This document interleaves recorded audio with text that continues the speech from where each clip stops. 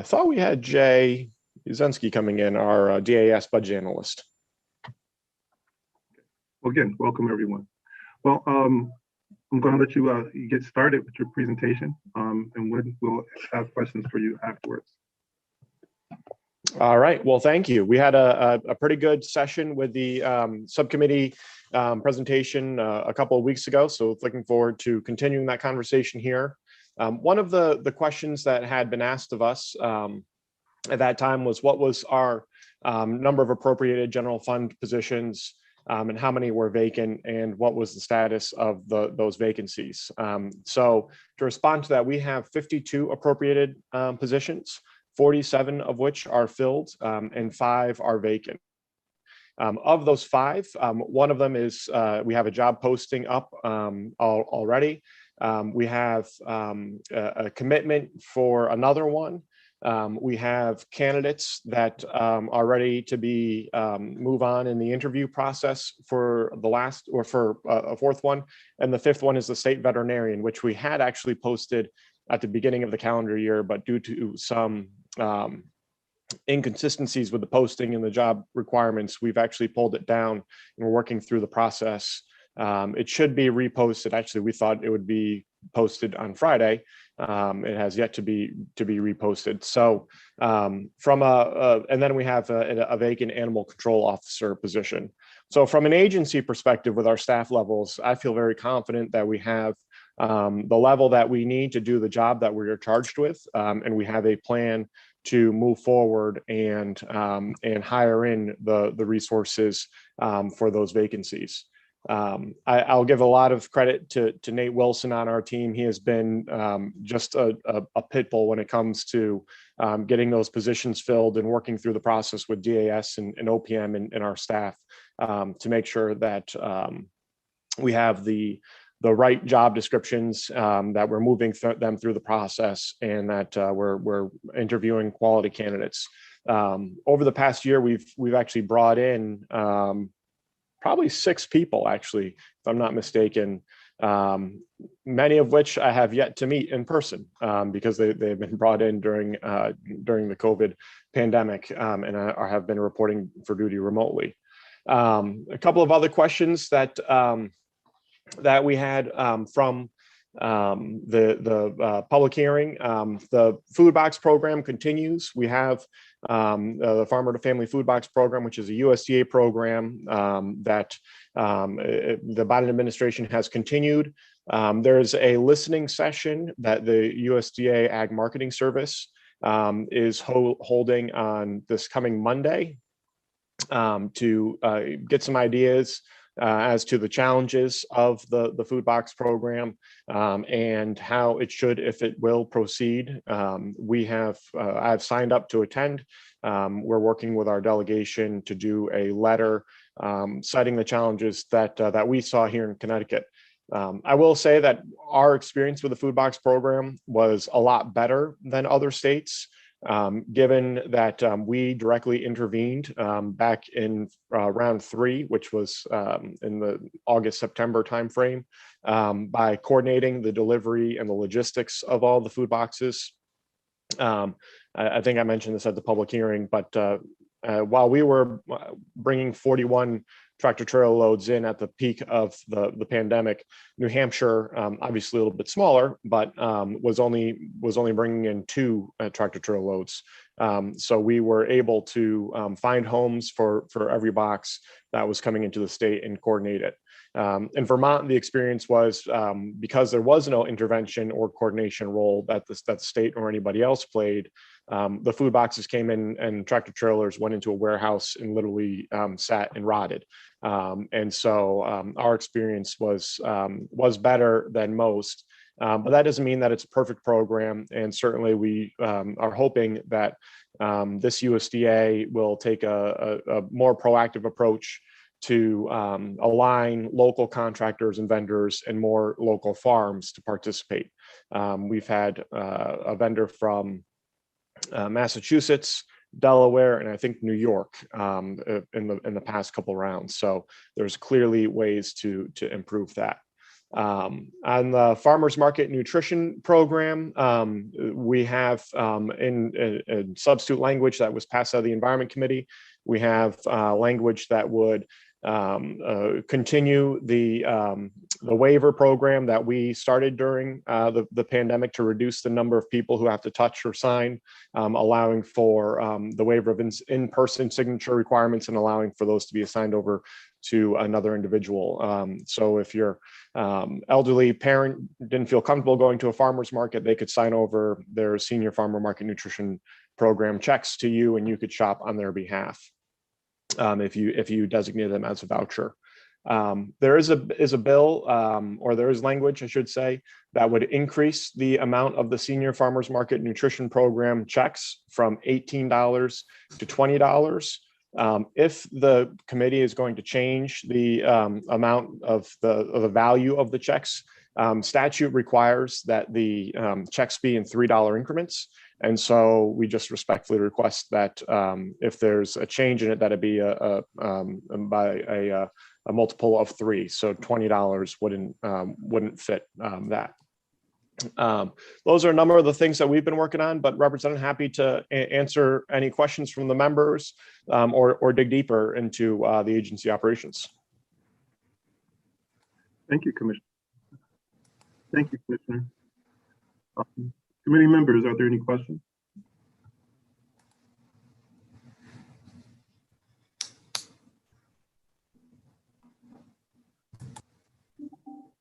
Okay, Commissioner, thank you. I have a couple small questions, if you don't mind.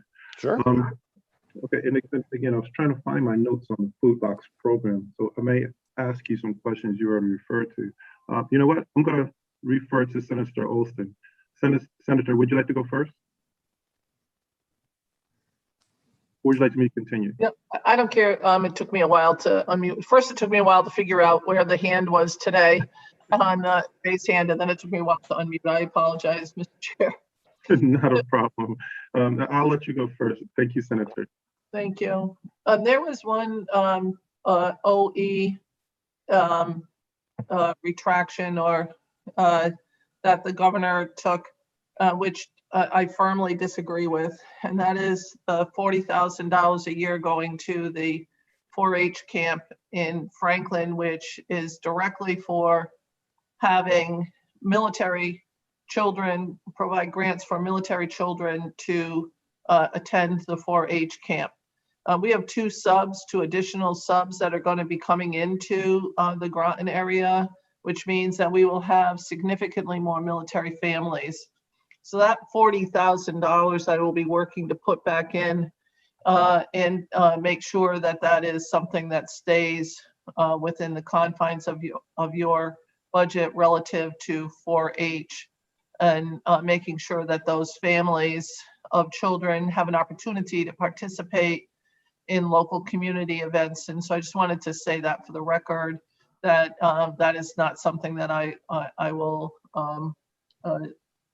allow to happen to our young military families who really often feel left out of the communities. And this is something that started with the federal government,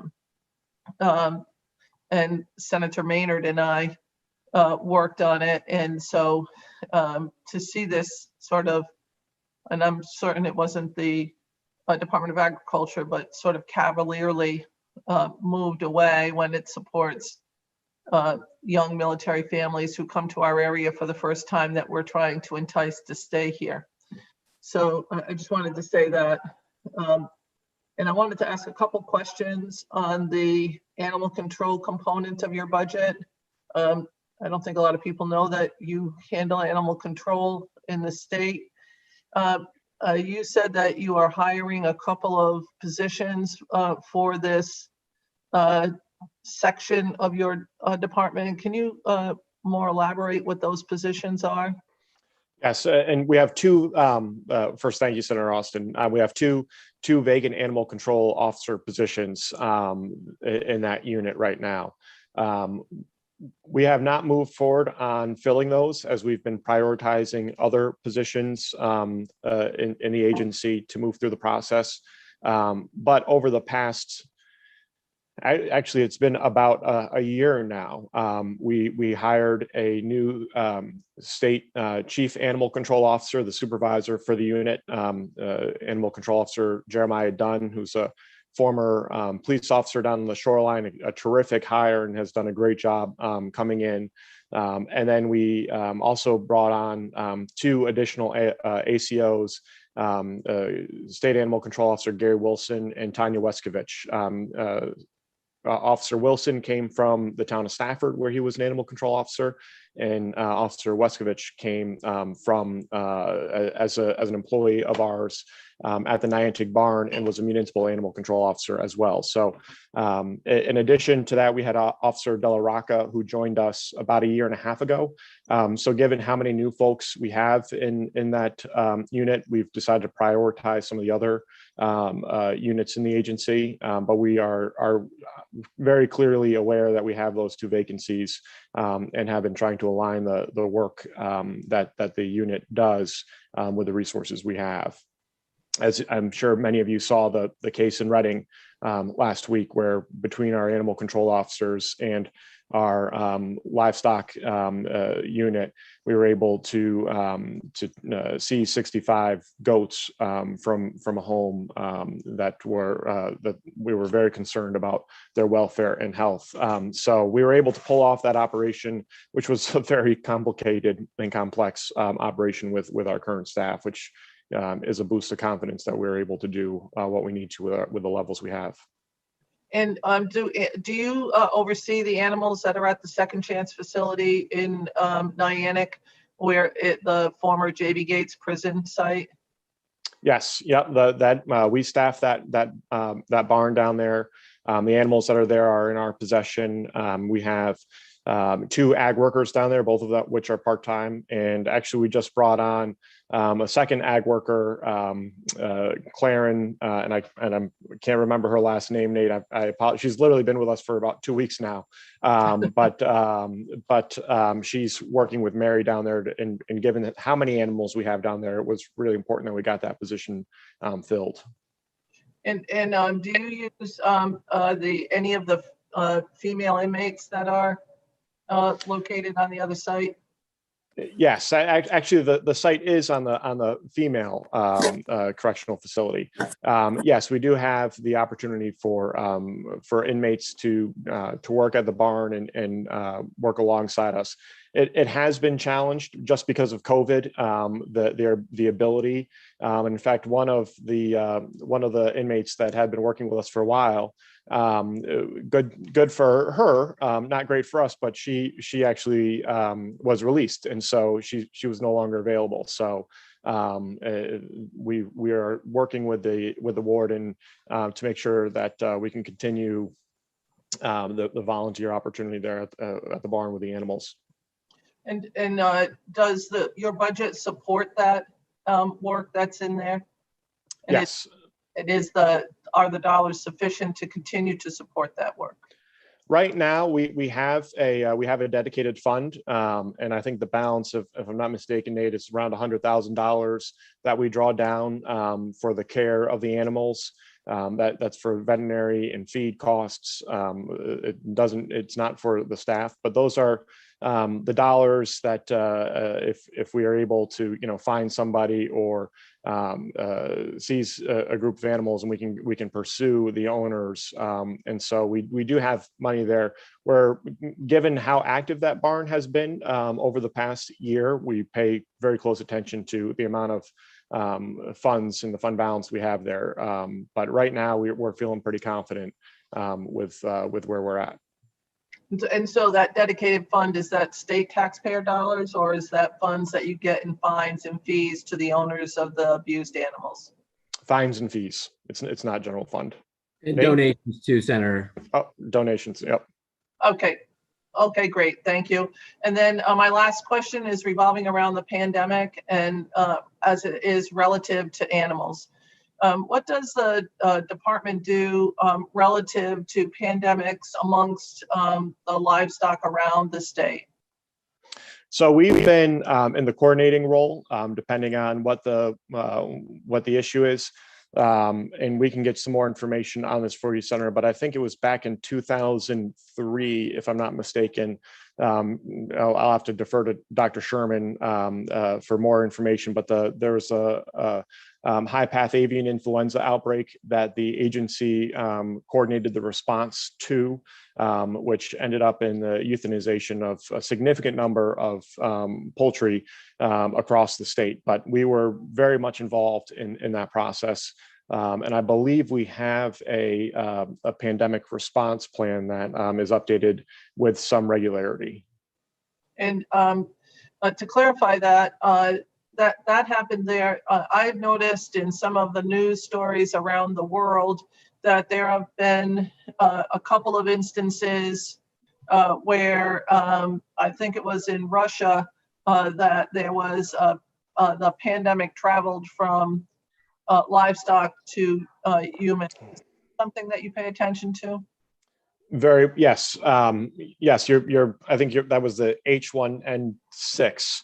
H1N1, which was the avian influenza in Southeast Asia. There were instances that humans were tested and had it, even though it was a avian flu, given the proximity that the animals and the humans were in with each other. Yes, we do pay very close attention as to how that spreads or if it pops up. And usually we are in coordination and discussion with US and the UConn College of Ag Health and Natural Resources. So if you could outline for us how that is handled vis-a-vis, in particular, the budget on what we would do. We've been a year under pandemic responses to one form of pandemic. This is not the only form of pandemic that could be out there. And as our climate changes, it appears that pandemics could happen more. What is the state's umbrella on handling a pandemic? You talked a little bit about UConn. Could you give us how it happens and the dollars associated? And if you want to do one now and send us the information, but I'm interested in making sure that we're funding responses to pandemics so that we're not behind the 8 ball again, trying to catch up. We can send over the plan, Senator. And if I'm not mistaken, I believe USDA covered the costs for the euthanization of the birds. So, but I would have to just double check that. But generally, that is something that Animal Plant Health Inspection Services would cover. And you talked a little bit about UConn. What is the how is that connected? What are the connections between the Department of Ag and the section of UConn that you talked about? In response to a pandemic, or just in response to a pandemic amongst livestock, in particular, if it has interconnection with humans? I think we would be working closely with their extension agents and officers that are stationed in the county offices around the state that may have a little bit more familiarity with the local producers, just given their role as technical advisors. And if that were the case, I think we would want to have an all hands on deck in working with our sister agencies and organizations. Carol? Yeah, there is an existing working group with DPH as well. And so while for example, like right now, COVID is not being transmitted from animals to humans. So DPH, because it's a human-related disease, takes the lead.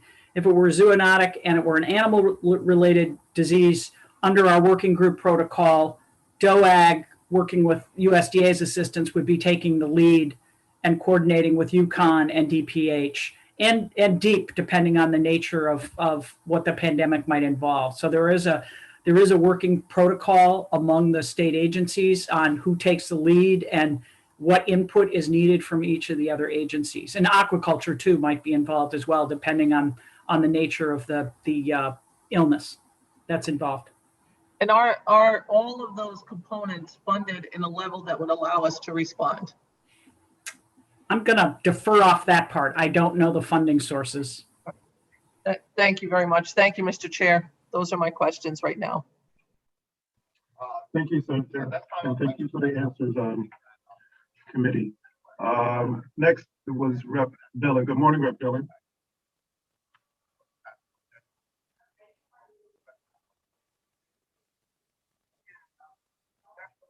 Is her hand down now? Representative Dillon, you're on mute. Not the worst tech issue I had this morning. Something about Monday. Thanks. I had a couple of questions. One is actually similar to Senator Austin's. I'm concerned about EEE because we had a pandemic actually, well, I guess you wouldn't call it a pandemic, whatever it was. We had horses dying in Eastern Connecticut and it has a high fatality rate in human beings as well. And the epidemiology is a little different and it kind of migrates from Rhode Island down through the eastern part of the state.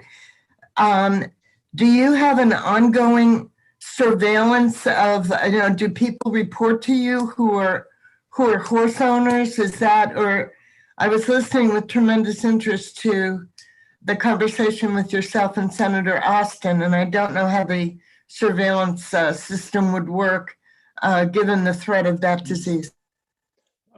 Thank you, Representative Dillon, and I'll caveat this that we did not set Representative Dillon up with this question, but I was literally writing an email to APHIS while waiting to be brought into to this conversation regarding EEE funds. We have, along with Massachusetts and Rhode Island, a special allocation that I believe the Rhode Island Senate delegation was able to get into APHIS.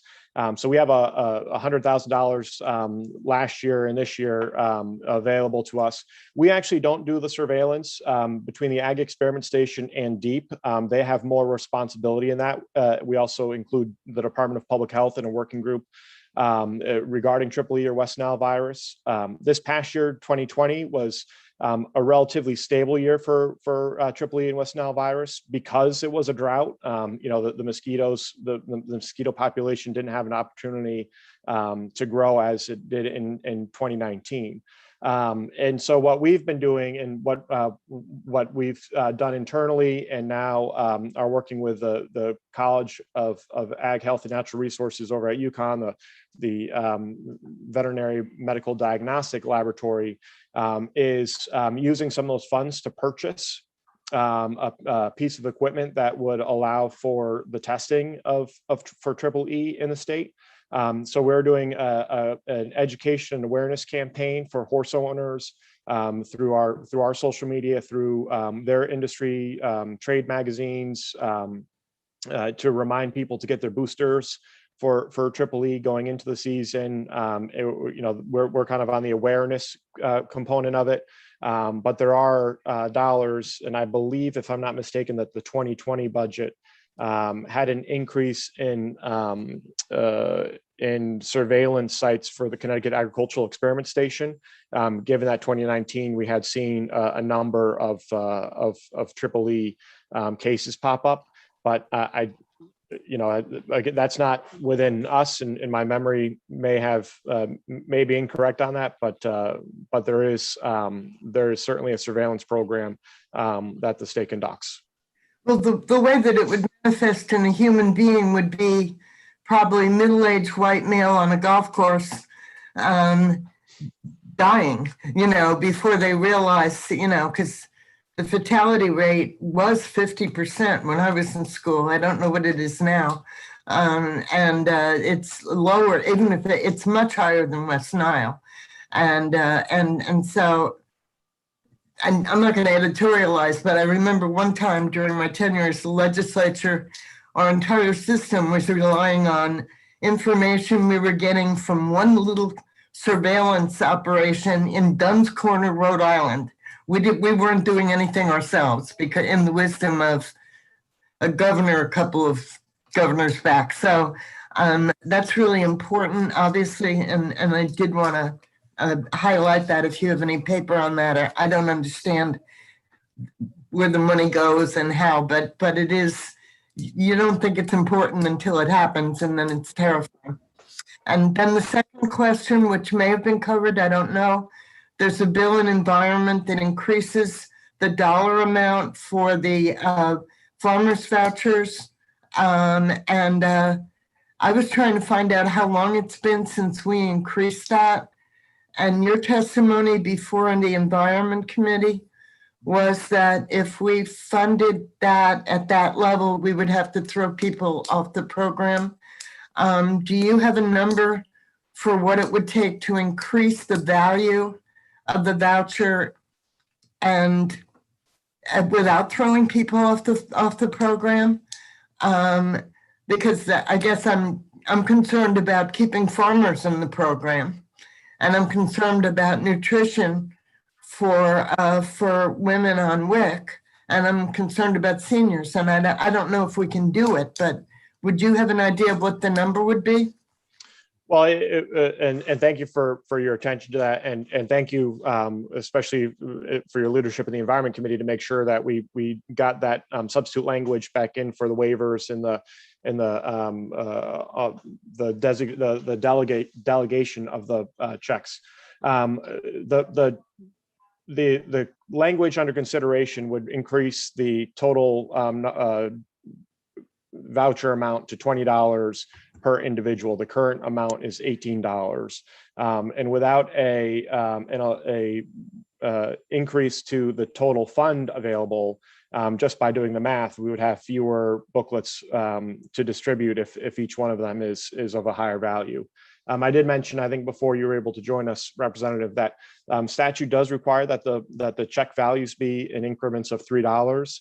And so the request that I made earlier was that if there is going to be an increase in the check value, that it be by a number of 3 as opposed to $20. Thank you. I think the chairs made that decision after some of us in the committee spoke during discussion. So I can't take credit for any leadership except for talking, which is, I suppose easy for us, but the chairs decided to do that, and I think it was a good decision. So if you could look at that, because I was very troubled by your testimony, frankly, that the participation of the women on WIC had dropped during the pandemic, and I was concerned about the health of the children going forward. As you know, and that the original program was a pilot in New Haven, but it was a Hartford idea, actually. Hartford had a farmer's market, I think in the 70s on the old State House. I don't know. I heard a lot about Hartford history when I was working on that years ago. So if there's a way to do it and to keep farmers in the program and to make sure our seniors and our young mothers are nourished, it would be great if we could do that. Well, and I will share that with the closure of the WIC offices to in-person visits, it was a little bit more difficult to educate the WIC participants around the program. We did spend some dollars to mail out the check booklets to participants since they weren't able to come in and pick it up. And then, as we noticed with the usage rate fairly low during the course of the summer, we did do a small media campaign at in different cities around the state to remind people that they have those checks that are available and try to encourage them to use them. So a number of challenges with the pandemic, but we certainly acknowledged it and tried to maneuver around it or through it. Thanks. Well, if we could get a number, that would be great. And that's my second question. Thank you. I'm done. Thank you. Tripoli food. Thank you, Representative Dillon, and thank you, Commissioner, for the answer. I would just like to before I recognize Dr. Ferraro, I'd just like to remind committee members that we do have DECD up next. So if we can keep our questions short, it would be great. Good morning, Rep. Ferraro. How are you? The floor is yours, sir. Good morning, Representative Gibson and Mr. Chair. I appreciate the time. I only have one question. I want to take the commissioner back in time a little bit, and from previous reports from Department of Ag, there was a number of head of goats that were confiscated because they were undernourished and sick going back about 4 or 5 years ago. There was a large appropriation from the department spent on antibiotics to try to save the herd. It was a very highly contagious disease that was rampaging through the herd, and a number of them were had to be killed or were died from the disease. And there was some doubt the last time I was on appropriations as to how much of the herd could actually be saved. And I was just wondering, if you could enlighten me as to what eventually happened to that. Was that eventually completely cured? And, what was the final amount spent saving the herd? Representative, that's a great question, and that does predate my time here in the agency. I believe you're speaking of the Cornwall case that was I think it was 2015. I believe I was at USDA when that happened. If you wouldn't mind, if we could get some information about the cost and the final disposition of the animals, and we can get that answer back to you. But I don't have it off the top of my head here. My apologies. I appreciate it. I'm mainly after a 2-year hiatus from appropriations. I'm trying to catch up. So thank you very much. And thank you, Mr. Chair. Thank you, Rep. Ferraro. Thanks for that question. Thank you, Commissioner, for that answer. Commissioner, I have one really quick one. To see what you feel about this.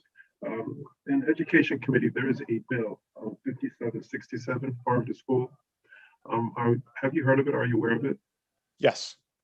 Yep. I believe we are drafting up some testimony in support of it. It's an idea that we fully support and would go along with our farm to school programming. The one question I think we had on it was if there will be dollars available for it. I don't believe the language had an appropriation in the underlying bill. Okay. Yes, there will be a dollar amount attached to it. I think that's something that's going to be worked out. Okay. I just wanted to see if you were aware of it. I may have to reach out to you offline. Sure. Okay. And actually, just to let you know that the bill number was 5767, but the bill number changed, I think, as of Friday. It was incorporated to a larger bill. I don't have that bill number in front of me right now. The bill number is 6621. Hey, thank you, Kaylee. No problem. Okay. Members, I don't see any other hands raised, and we do have DCD, I think, waiting for us. Commissioner and your staff, thank you so much for spending time with us this morning and answering our questions. It was very delightful. With that being said, again, thank you. And Commissioner, we'll be at this point. You guys have a real good day, please.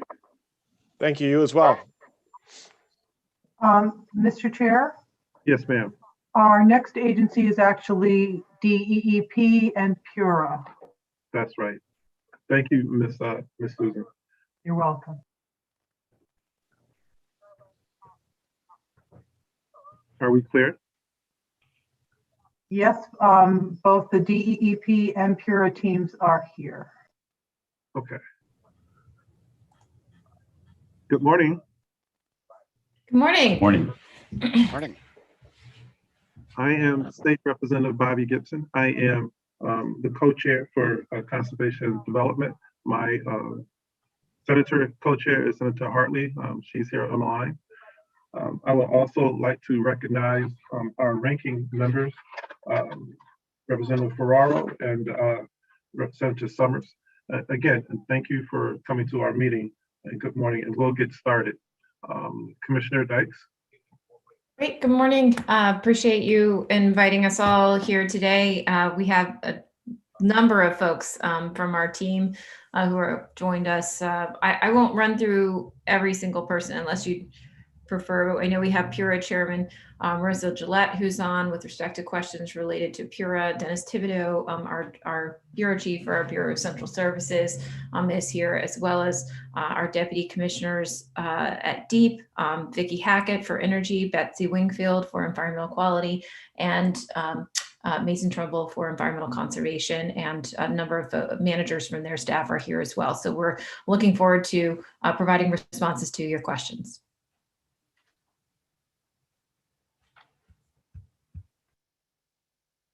Thank you, Commissioner. With that being said, do any members have any questions? I don't see any hands raised as of yet.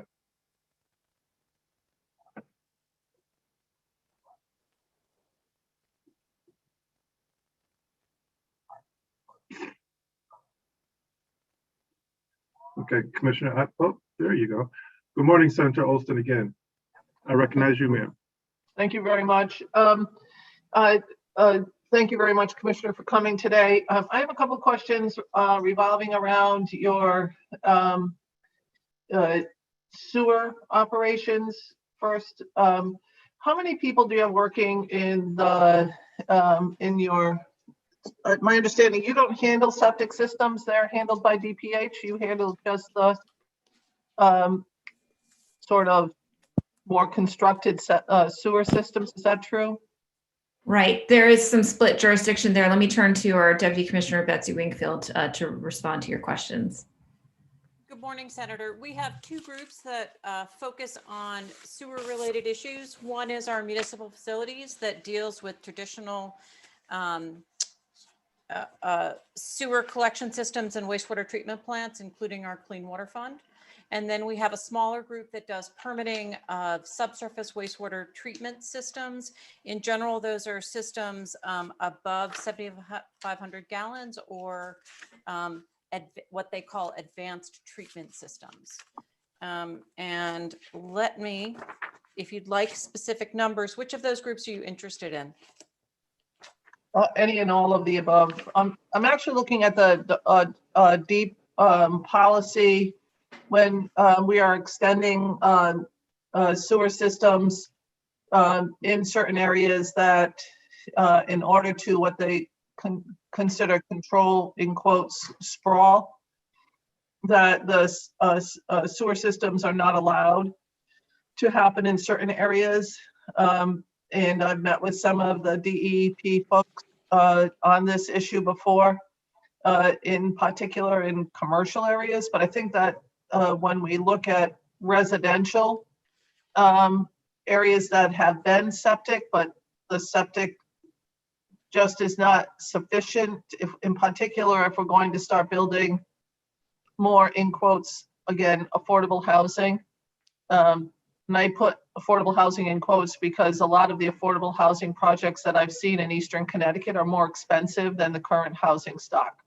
But I'm trying to understand how are we going to meld these policies together?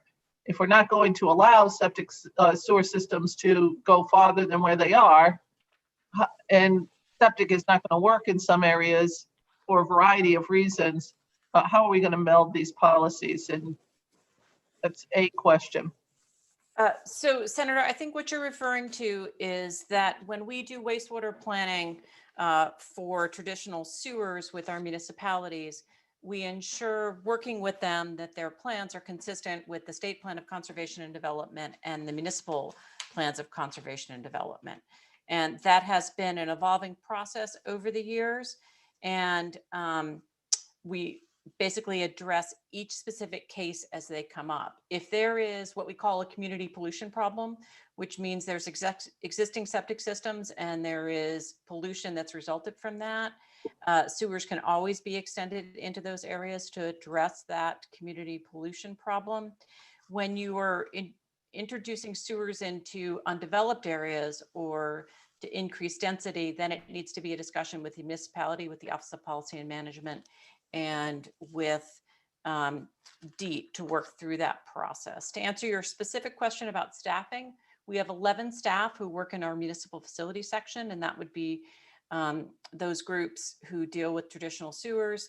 And we have a supervisor plus 3 staff working in our subsurface system for those traditional septic systems and advanced technology systems that DEEP basically regulates in the ground. But your specific question about consistency relates to sewer extensions. So thank you for that. Having been involved in some of these meetings where the municipality is clearly looking to expand the sewer lines, and those that are looking to expand sewer lines into areas where the septic systems are starting to fail because the houses are on half-acre lots, something that probably wouldn't happen today. I have found that that there is a disconnect with the policy of the state to expand some of this affordable housing and expand commercial development, which already has commercial development bordering it, is something that I think we need to have a far larger policy discussion. And I'd like to set up a meeting with the that section of DEEP to have a longer conversation about it. We would embrace that opportunity. We would encourage our colleagues from the Office of Policy and Management to join us, who deal with consistency with the Plan of Conservation and Development. And we'd welcome that opportunity, Senator. Thank you. And my second question is about anaerobic digesters, in particular anaerobic digesters on farms. And where are we in sort of shortening our timeline of approval of these projects? We just so Betsy, this is a good one for Betsy to take as well. I'll note, Senator, that we have just completed a fact sheet to working with through our concierge office and with folks from the Farm Bureau to help to provide more predictable information for applicants about the variety of different permits that they may need from DEEP, and to help ensure that that process can move smoothly. But let me turn it to Betsy, who's been leading that engagement. So Senator, we're really excited about the expansion of anaerobic digesters on farms and are working hard to streamline that permitting process. There are a number of permits that are required for those anaerobic digesters. They really are sort of a mini factory, if you will, and we need to make sure that we are adequately protecting public health and the environment when they're built. We are working on streamlining the solid waste permitting that is required if a permit is required. They also need an air permit. And we're working with the stakeholders, doing pre-application meetings and making sure we give them all the information up front that they need to be able to put together a good permit application. Those air permits are part of a delegated federal program. So there's a certain amount of time that needs to be spent on those applications and a notice of tentative determination. I think the more we process, the faster that process will become. There's also a stormwater issue associated with those facilities, depending on the size and where they're going to be located. So we're really working on increasing transparency about what's required and predictability about timeframes. So I understand that there are other sort of other permits, but other states finish these permits far quicker than the state. And I'm wondering, is this because you lack the staff necessary to complete these?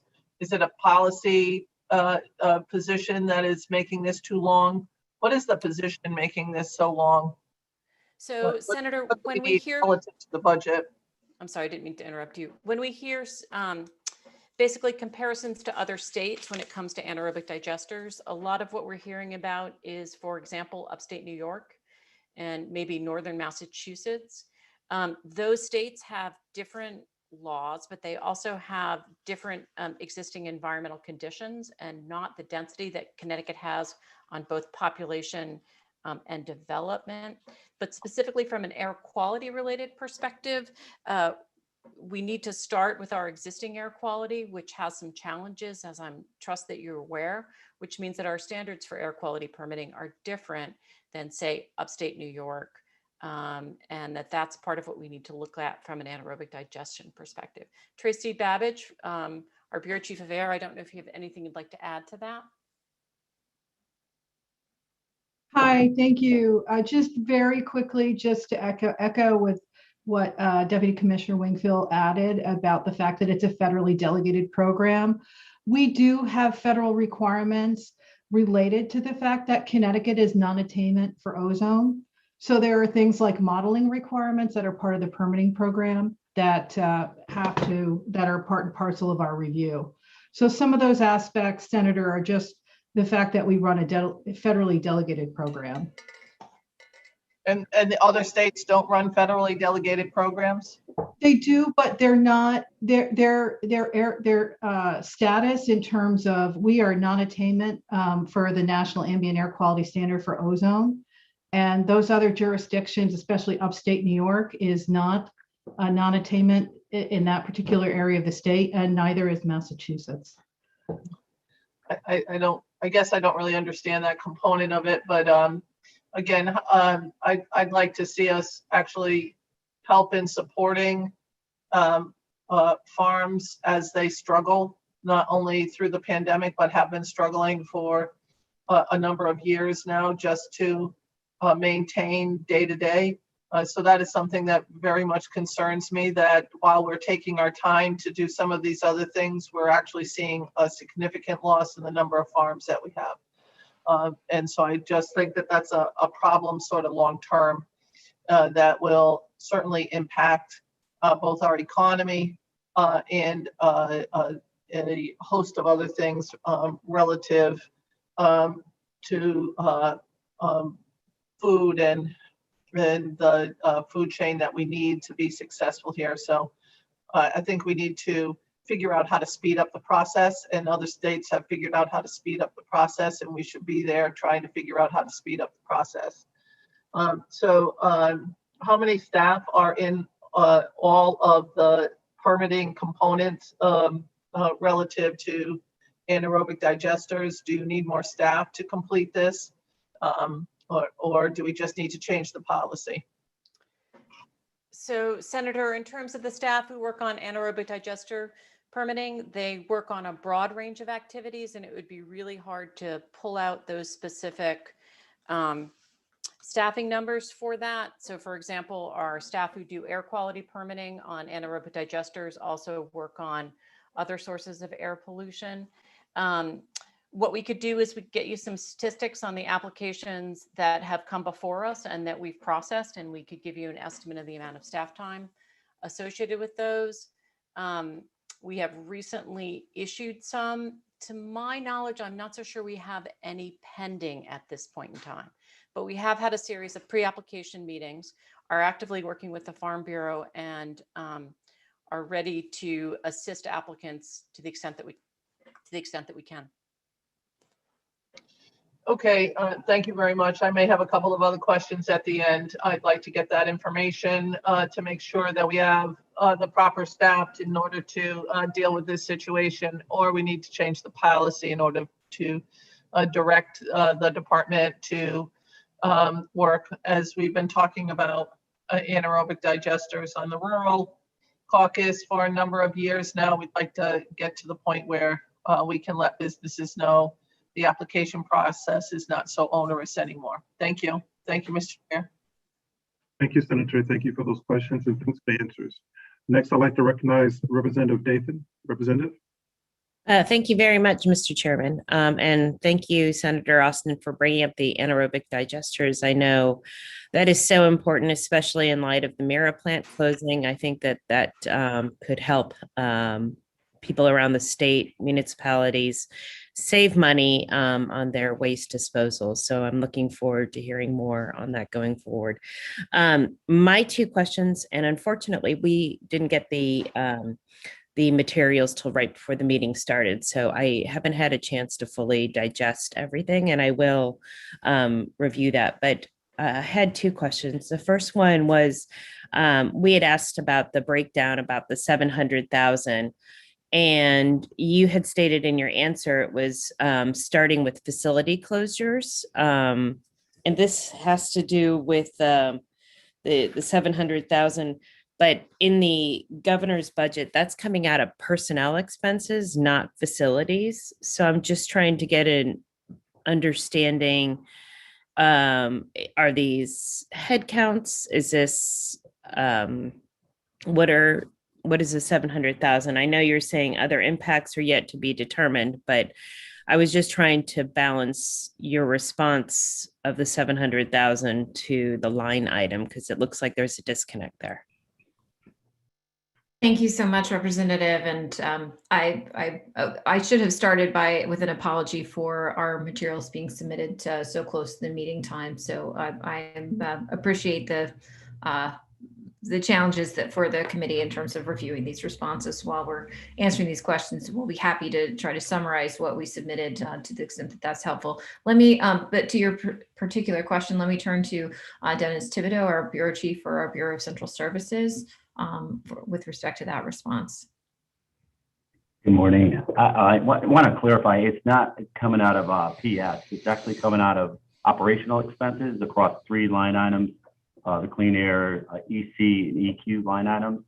And what we've identified, and we've been doing this for the last, I'll say 10 years, we've been looking at our footprint and finding ways where we could find efficiencies. We have a fully designed Western District headquarters and have identified sites that we are hoping that we would collapse those facilities into the Western District. This is a LEED Platinum facility, net zero. It's a model facility for our agency.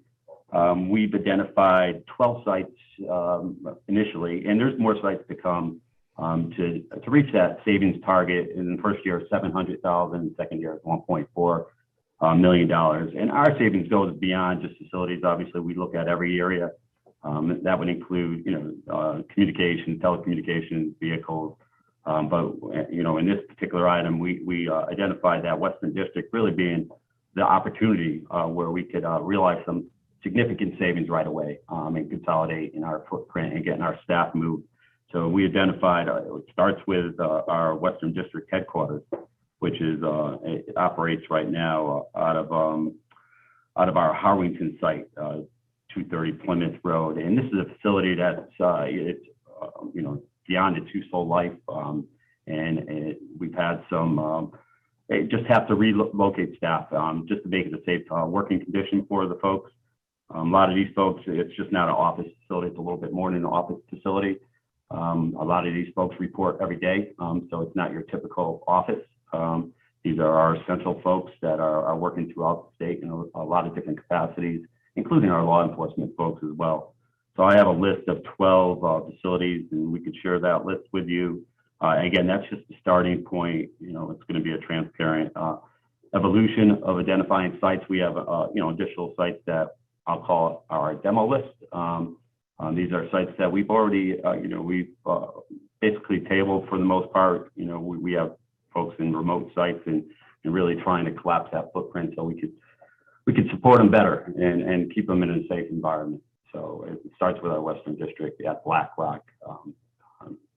Hopefully that answers your question, but it's really OE related costs and not PS related costs or salary related costs. So no reduction in staffing. So thank you, Dennis, for that. But there are 2 different reductions, 2 different line item reductions. Yep. One, and these are in the OFA supporting documents. There's one line item to reflect the 700,000 and the 1.4 for the property, but there's also a second line item for reduction of 700,000 for personnel services.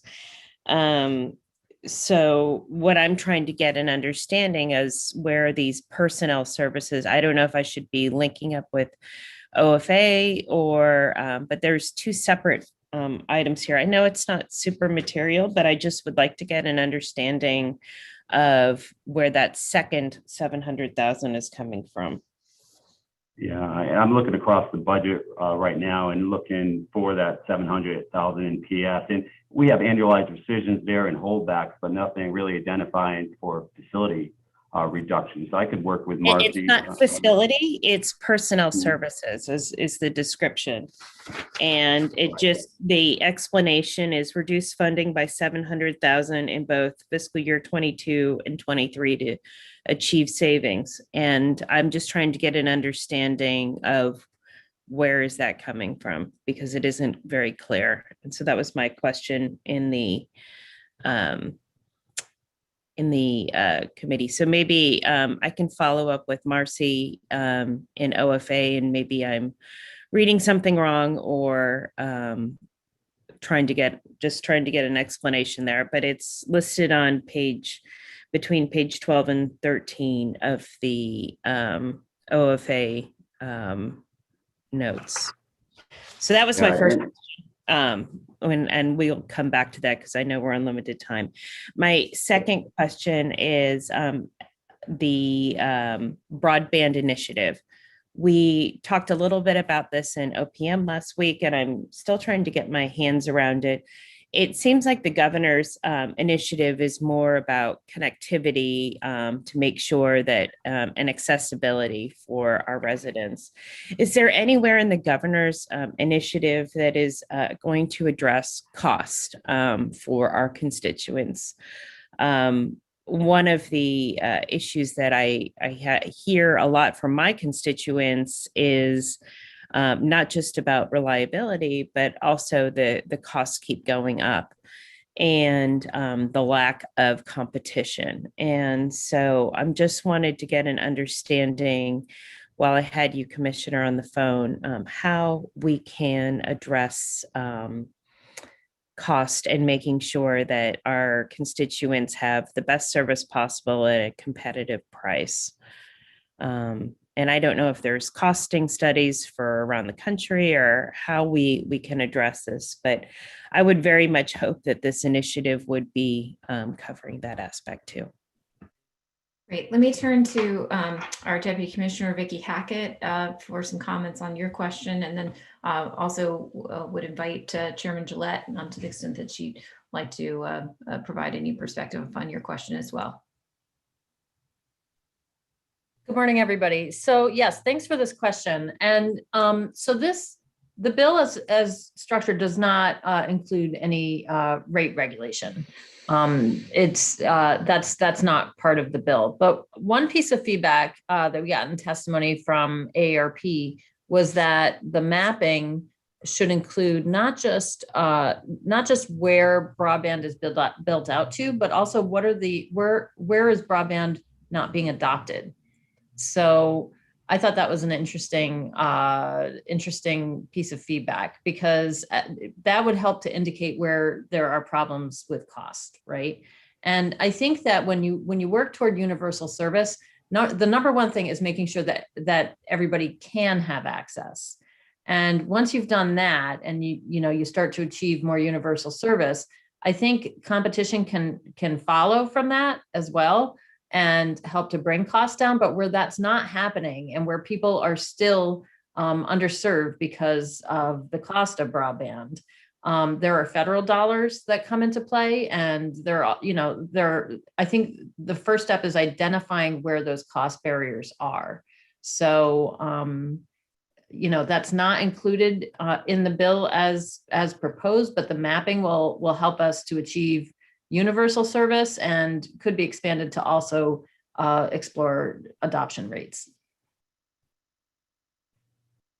Thank you very much. I mean, that's helpful. But again, I hear from seniors, I hear from low-income families that, they need this as part of their working and getting their kids educated. And it's just so important to have the accessibility, but also the cost. I mean, we've seen it with our electricity rates are going up, and as I said, I'm hearing a lot from constituents who are concerned about their broadband rates or their current, internet service rates, and would hope that we can address that going forward.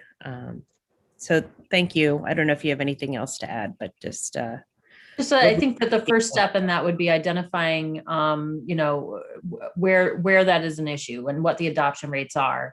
And then I think, figuring out how to best target state and federal funding to address that issue, because it's definitely, we acknowledge that that's an issue. Yeah, and you addressed that in your responses that, hopefully we'll be able to leverage the federal funding, particularly from the two different stimulus packages. but I just really, very conscious of this. So something you'll hear from me going forward, Commissioner and Vicky. So thank you for your responses. And thank you, Mr. Chairman. Thank you, Rep. Nathan, for those questions, and thank you, Commissioner, for those answers. Next is Senator Hartley. Senator Hartley, the floor is yours.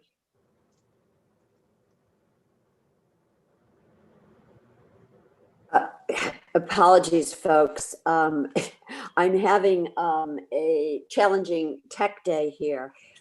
Thank you, Mr. Chairman. Commissioner, I'm trying to access the information that was sent to us, and I'm not being able to, so I have to apologize for that, and suggest that maybe we're going to have to regroup because just getting this now has been a little bit difficult to digest. So aside from that, I just wanted to talk about one of my favorite issues, Commissioner, and that is our working group, no surprise, on the release base, the transition to release base. And my first question is, do you have like a general time frame for the conclusion of that? I mean, I know this is a tall order, and there's a lot of subcommittees going on, and it can't be rushed because it is so nuanced. So, but I'm just wondering if, from your vantage point, you're shooting for a particular end date on this.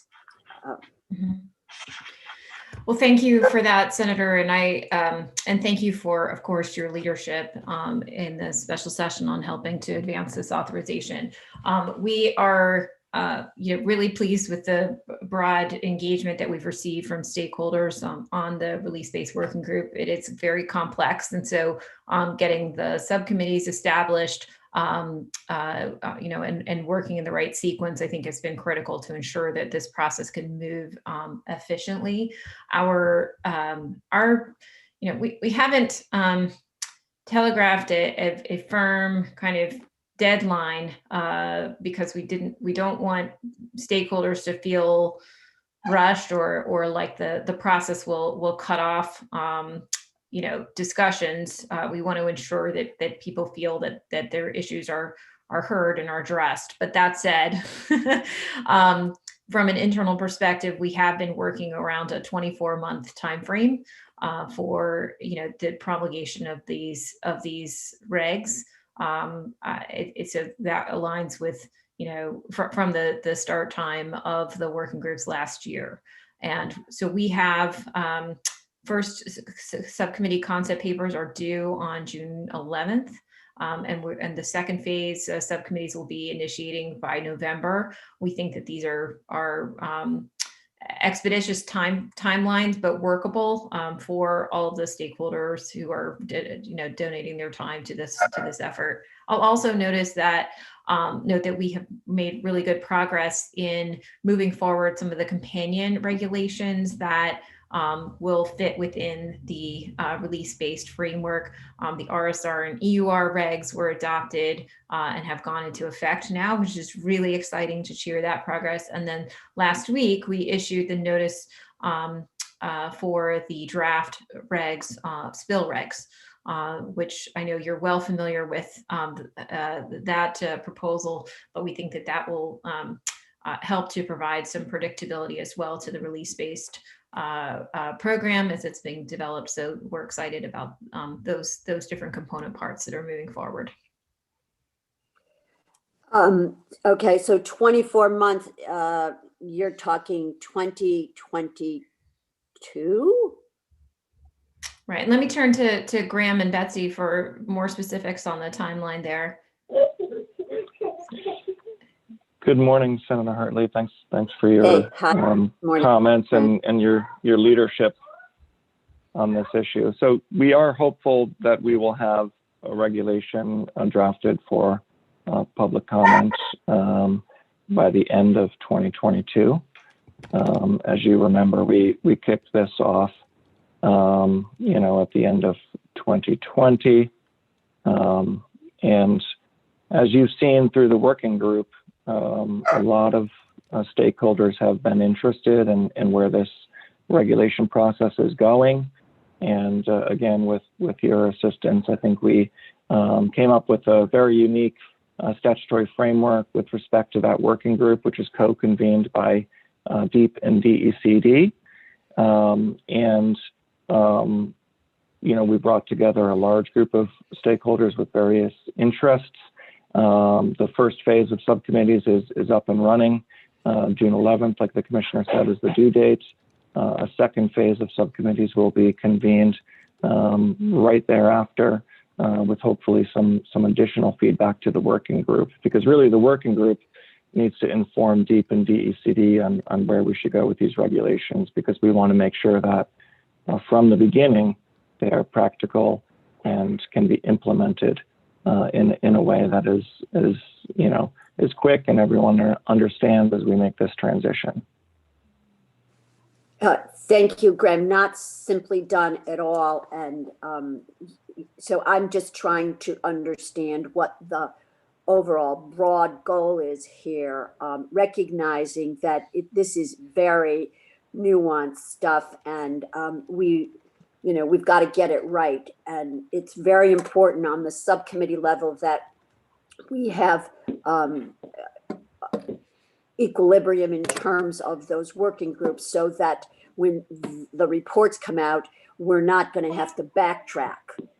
Because if we don't have that across the board coming in on all those subcommittees, we're going to end up going backwards on this. So that's one of my concerns. And the other is, is there any, well, this isn't exactly related to it, but the file room is not open yet.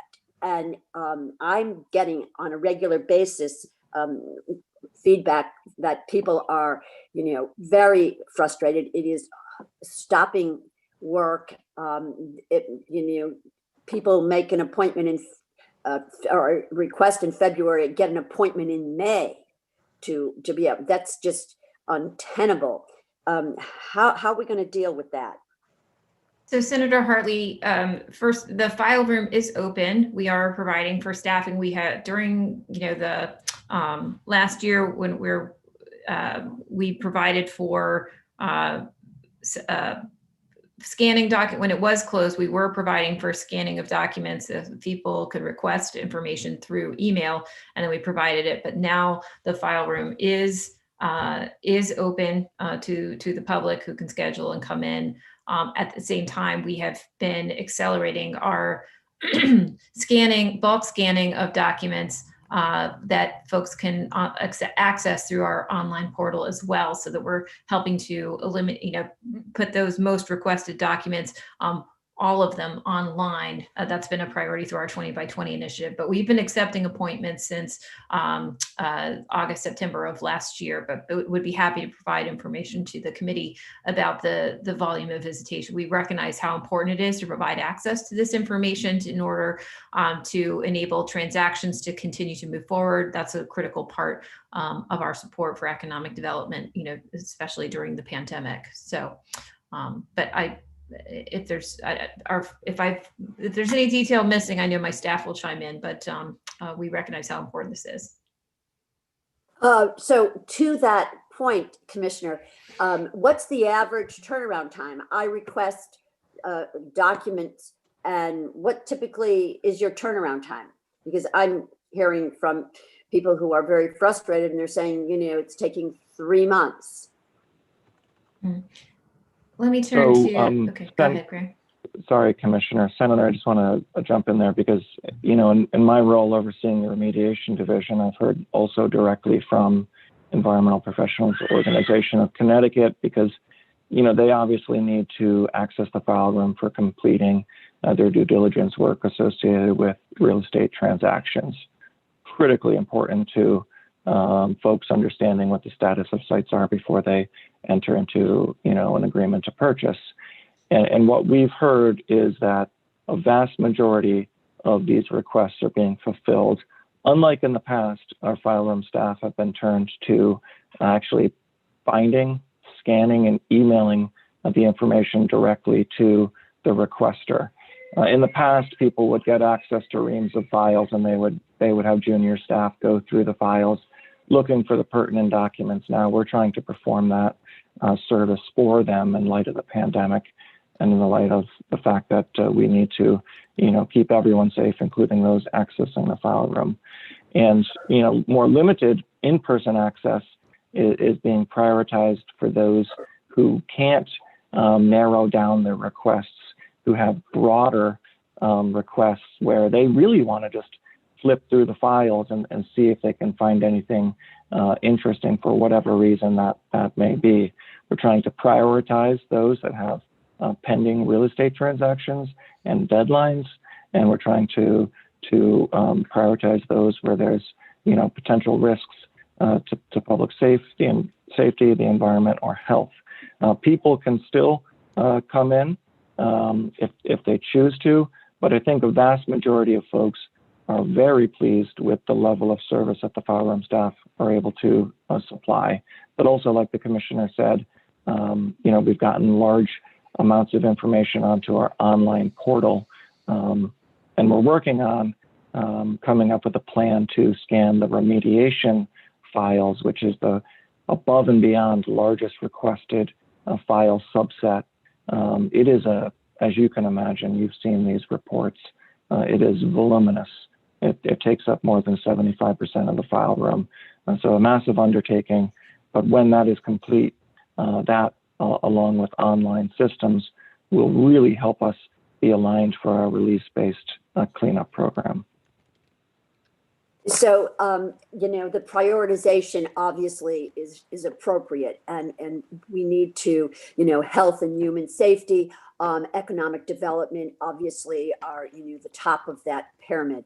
But having said that, I'm not convinced that we still are able to, have a flow through that is not backing up on the other end for those users. Is there a possibility that with, some of the relief dollars that you can get more boots on the ground to help do this? Because, right now, the other side of this is I think this state is poised to capitalize on, some of the situations we all find ourselves in versus COVID. And so we've got interest where we never had it before. And, time is crucial here. So is there any opportunity to do that? Because I think and I understand because you also have some retirements that are starting to now kick in. But is there a way to put some immediacy on this to try to get some more manpower on this process? Right. So just to say, Senator, so some of the restrictions that we had placed on the file room, that on in-person access to the file room, they're a result of following the guidelines in terms of social distancing. But we have updated those guidelines, and certainly we'll be following the governor's directives and the directives of the Reopen Committee, which are signaling that we can look forward to being able to potentially revise those guidelines as the public health conditions change and vaccination becomes more widespread. So that's a positive. Number two, as part of our 20 by 20 initiative, we had a goal to enhance data transparency. That's what Graham is referring to. Over the last 18 months, we have achieved a 9% increase in the number of files that are able to be accessed without coming to the file room, just available through our online portal. So we have over 1.2 million documents now online. We've digitized all of the hazardous waste manifests. So moving to that next data set that Graham mentioned, I think it's an interesting question about opportunities for utilizing federal funding to support that. since a lot of this is work that's done through contractors anyway. So that may be a possibility for us to accelerate the transition of these files to the online portal. But it continues that effort that we have been very focused on through 20 by 20 to provide that as the best practice. And then certainly for folks, the file room is open for folks to be able to come in. We're increasing the number of visitors each day while ensuring social distance. But during the pandemic, what we did was we added a new service that's available, which is to have our staff do the scanning and be able to email the documents as a way to provide for visitors who were concerned about their vulnerabilities in terms of coming into the in person, provide for a way for them to continue to get access to files during the pandemic, that files that aren't currently accessible through our portal. But I appreciate your questions and interest on this, and I think we'd be happy to follow up with next opportunities for us to continue to streamline the access, because we know this is an important part of helping to ensure that transactions can move forward and that properties can get cleaned up, which is our goal. Yeah, absolutely. Thanks for that. And, wherever we can get some more bandwidth for you, I think this is important. So the new service that's provided by your team, the scanning and so forth. So there's a fee for that? I do not believe, let me just ask my team. I don't believe we're charging a fee. Charging a fee. Yeah. No, that's really just a new service in light of the decreased access to the file room. So there is no fee. So really taking staff who were previously doing one thing and redirecting them to serving the public's file requests did relieve a vast majority of the pressure. And we admit, early days there were some pretty difficult situations, which we did. At one point we didn't even have staff, in the file room for the first couple of weeks of telework. Today marks the 1-year anniversary, really, of Deep being almost fully telework for most of our business and office folks. So yes, there were some problems early on, but we quickly pivoted and had those staff reassigned to doing something brand new and providing that new service. Senator, if you hear from people, please encourage them to reach out directly to me or to Graham, and we'll make sure that their issues get addressed. Thank you. And once again, if there's opportunity for you all to get, some additional support here in view of, our federal dollars coming down, I totally encourage and would support. And however I can assist to do that, I think, makes a lot of sense. So thank you, Betsy. Thank you, Commissioner. And thank you, Graham. By the way, all these deep backgrounds, they're pretty cool. Graham, I like that running brook, soon to be, right? So Mr. Chairman, I don't have any other questions now because I'm literally trying to access these attachments that have just come in. So I'm going to have to, reserve an option on that if I can. So thank you. Thank you all. Certainly, Senator, you may do so. Thank you for your questions. Thank you for the answers. We have Senator Minor. Senator Minor, sir, the floor is yours. Thank you. Good morning. So I wanted to follow up on, I guess, a couple of the questions that have been asked with regard to how the agency intends to balance the lapses and projected cuts. And when Dennis spoke about taking the most recent cut being proposed in the budget through I think it was OE, and that it was going to be accomplished through consolidations, I always think to myself that, all right, so after we've developed the efficiency, what happens to the old real estate? What's the intention? In the past, I think the agency has kind of stepped away from it for a period of time and it's fallen in disrepair. I can tell you in Litchfield, there's a single family home, the corner of East Litchfield Road and 118. I don't believe there's been anyone living in that in years. But it was part of the Topsmead State Park property what is the plan if we're going to do this through consolidation?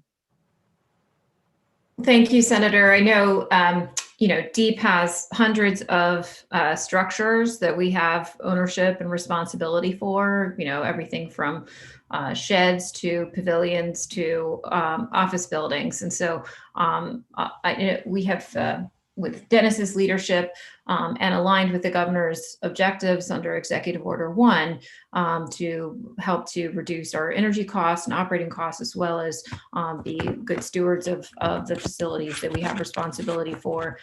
DEEP has been utilizing new types of platforms and databases to track the asset condition across all these facilities. A lot of that inventorying it's been some time since that's been done on a comprehensive basis. And so being able to do that inventory of asset condition has helped us to begin to prioritize and address and categorize our different facilities for response, whether that's being able to identify,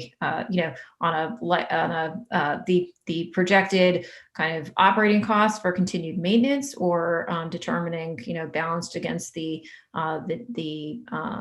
productivity need for a structure against those operating costs. Considering demolition and other approaches. But let me turn it to Dennis to talk a little bit about the Maximo system and what we've been doing there, and certainly any particular questions that we can respond to with respect to top speed. Yeah, just extending what Katie has already said, and Mason may have some to add. We have quite an extensive demo list. Trying to get through all those properties is going to take a bit of time. But we've identified, and we've done some of that work. Obviously, that costs money as well to take the properties down, working with SHPO and the responsibilities there, inventorying these sites, as well as any abatement that's necessary before the actual demolition takes place. So again, we do have a list. We kind of move things into buckets. We have a demo list where we're taking down facilities each year. Again, we have to go through the process, working with State Library and SHPO and the folks there. Probably not at the pace that we probably should be going. You've heard some of the numbers, 1,100 buildings that we have currently. Just making sure that we prioritize, where our investments are going, and really do something with these facilities that, that we've identified as not being part of our future, and being transparent with that, with the folks that have interest in those facilities as well. So what I think I just heard is that we're going to save $700,000 in OE costs by spending money. The demolition doesn't occur for free. And so this is the Appropriations Committee's one chance to try and reconcile what we hear with numbers and what we hear from the public.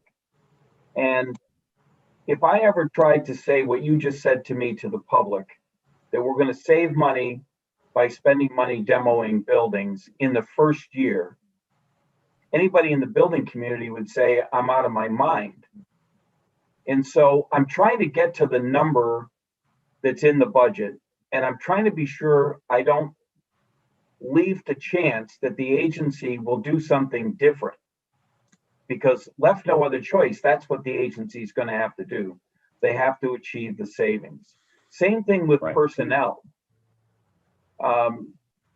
You've heard us talk about, and this isn't you personally, this is, concerns about permitting, concerns about approvals of legal documents, concerns about weed management permits.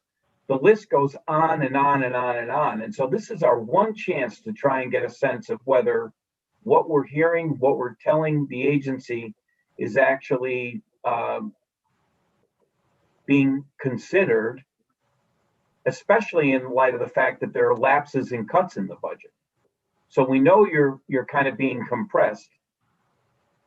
To my mind, the only way to be sure that these things occur is to be rather specific in the budget. And we're nowhere near being rather specific.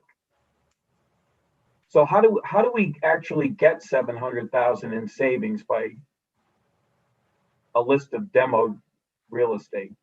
Are we selling something? We're not selling anything. So, specifically, again, I point to the Western District headquarters and just having that one footprint. And basically, even if you did nothing with these other buildings that we're vacating, you have utility costs that you're saving, operational costs. We service all those facilities for IT related needs to personnel related matters. Those are real efficiencies that we realize right away. We share vehicles, we share, equipment. Having that kind of opportunity in a facility that truly is going to save us operational costs in the future. A LEED Platinum facility, net zero facility. I mean, that's ideal for this agency, and it's probably long overdue. So true savings there, and the quicker we get that project moving, yeah, it's going to cost a little money to get the project up and running, but it's truly saving operational costs well into the future that will be realized across the agency in all areas. So that's basically how we anticipate that $700,000 savings, really that footprint and moving staff. And we're looking at, 30 to 40 people working out of that Black Rock facility, the new Western District facility, and trying to get that up and running and really servicing the agency in a more sustainable way. Mason, I don't know if you want to add anything there. Yeah, sure, Senator Minor. We're working right now on doing an asset priority index using Maximo, which is IBM's asset prioritization software used by the National Park Service. And so from an infrastructure perspective, that's where we're looking at, how can we invest our infrastructure dollars in the most, profitable way that we can for the buildings and for the facilities that most support our mission. On the EC side, of course, that's protecting our natural resources and providing access to the outdoors. And I know there was I think a comment made early on that the cuts would be in clean air, EC, and EQ. I don't have that document in front of me because I'm kind of limited in computer space and screen space. Are those cuts being taken equally across all three, or did the document show what the allocation of the cuts were? Yeah, I could give it to you, Senator. It's 200,000 in clean air, 225 in EC, and 275 in EQ. And that's for the first year of biennial. Thank you. And I guess maybe to go back just to the commissioner with a general question on staffing. So, I listened to the back and forth with Senator Austin relative to digesters. And let's just say, for argument's sake, we're all in agreement that we should be moving toward being less dependent on incineration of garbage, that we should be moving towards separation of food, that we should be moving towards a digester footprint of some kind in the state of Connecticut. How would the legislature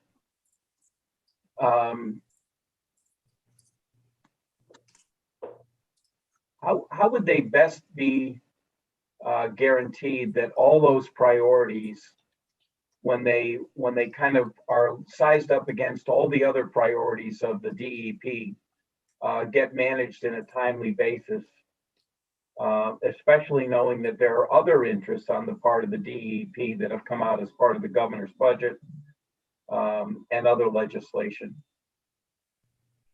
Well, I appreciate that question, Senator. And, this has been a very significant priority for DEEP, for myself, and for the administration, is looking at sustainable materials management strategies for the state. We launched the Connecticut Coalition for Sustainable Materials Management last fall.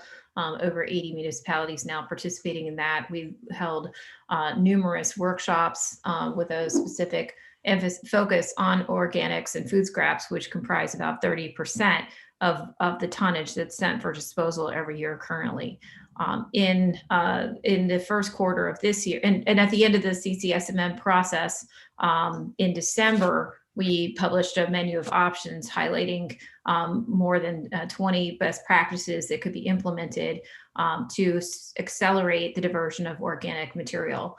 A number of those items in the menu of options are things that DEEP could implement. And so we have identified, and I'll say, I believe it was February 25th that we hosted an organic infrastructure initiative kickoff meeting.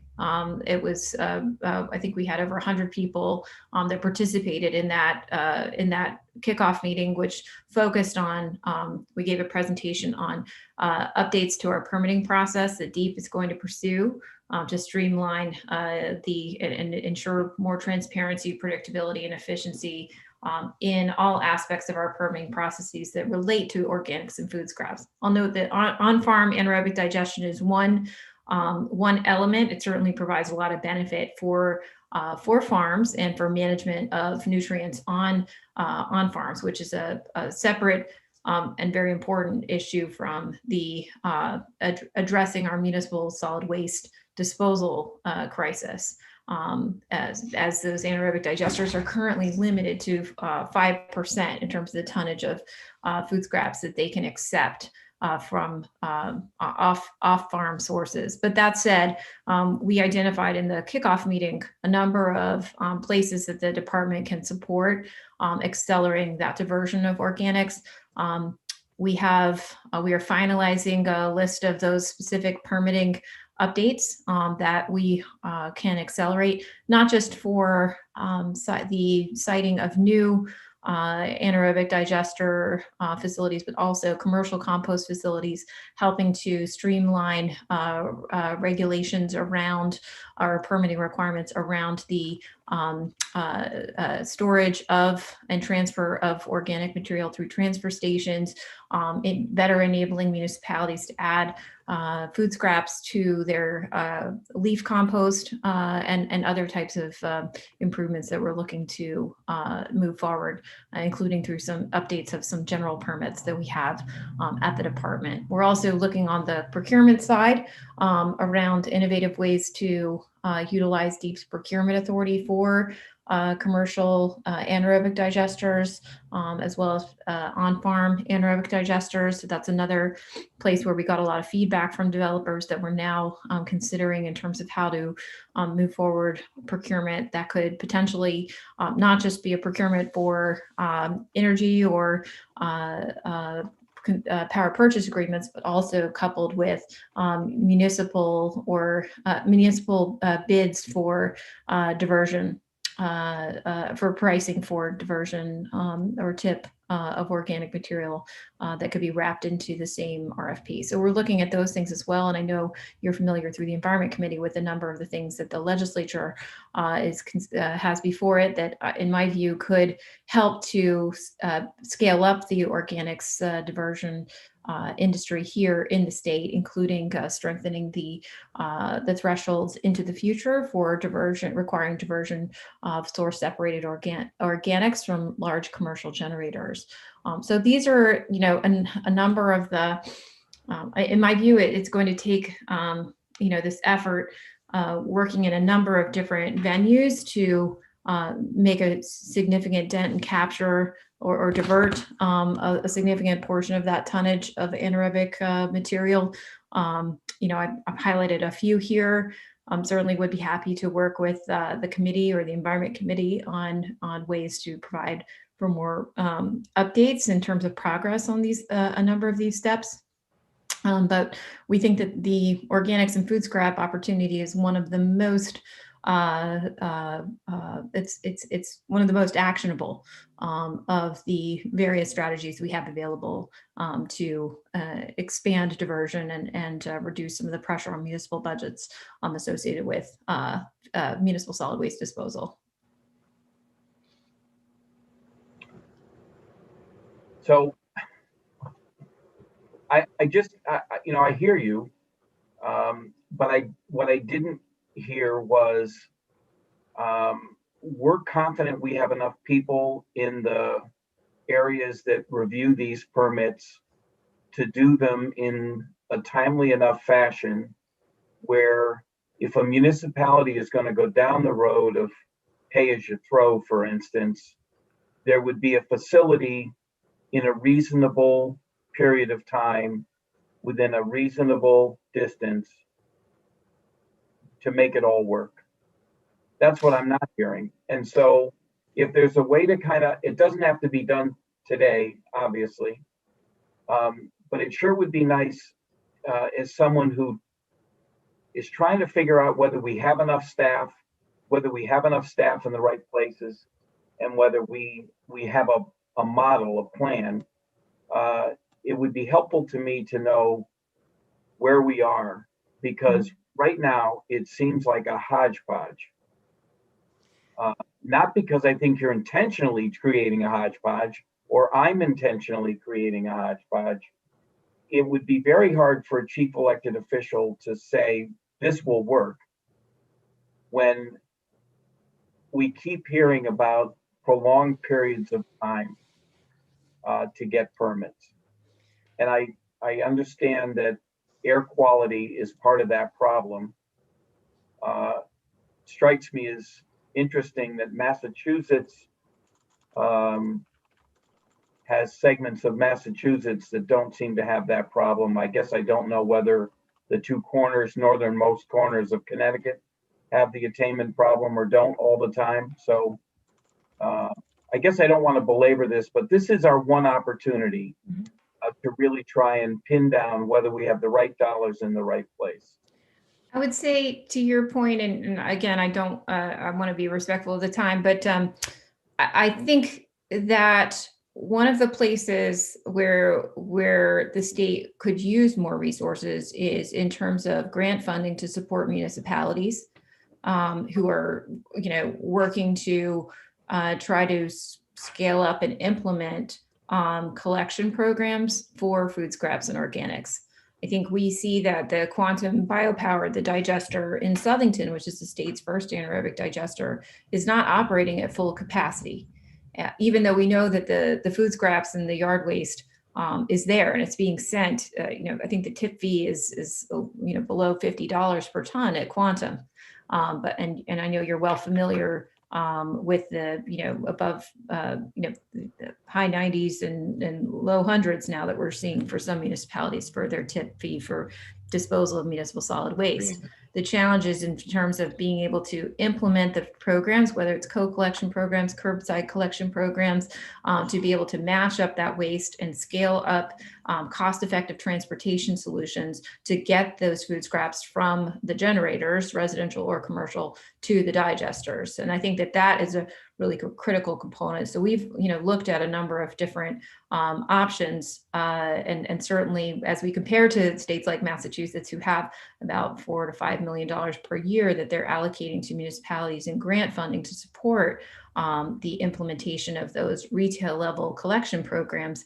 I think that is a critical difference. Deep is permitted for commercial anaerobic digester facilities, but only one has actually been constructed. And I think that relates to the fact that these facilities need to have, even if they have a power purchase agreement in hand, they need to have predictability around the waste actually coming to their facility. And for that, I think we're looking at our permitting process to help streamline the permitting conditions associated with transfer stations that could help remove barriers to the transport economically of this material to digesters in the state, as well as, again, partnership with municipalities or with regional waste authorities to help them scale up affordable transportation and collection systems for these materials. But happy to continue, offline if that would be preferred. But I really appreciate the question. I appreciate it. Thank you, Mr. Chairman. We had some discussions earlier. Thank you, Dr. Martin, I appreciate it. And thank you for the answers. Okay. We are over time right now, but this was a very good conversation. Important questions were asked. And I don't see any other members with their hands up.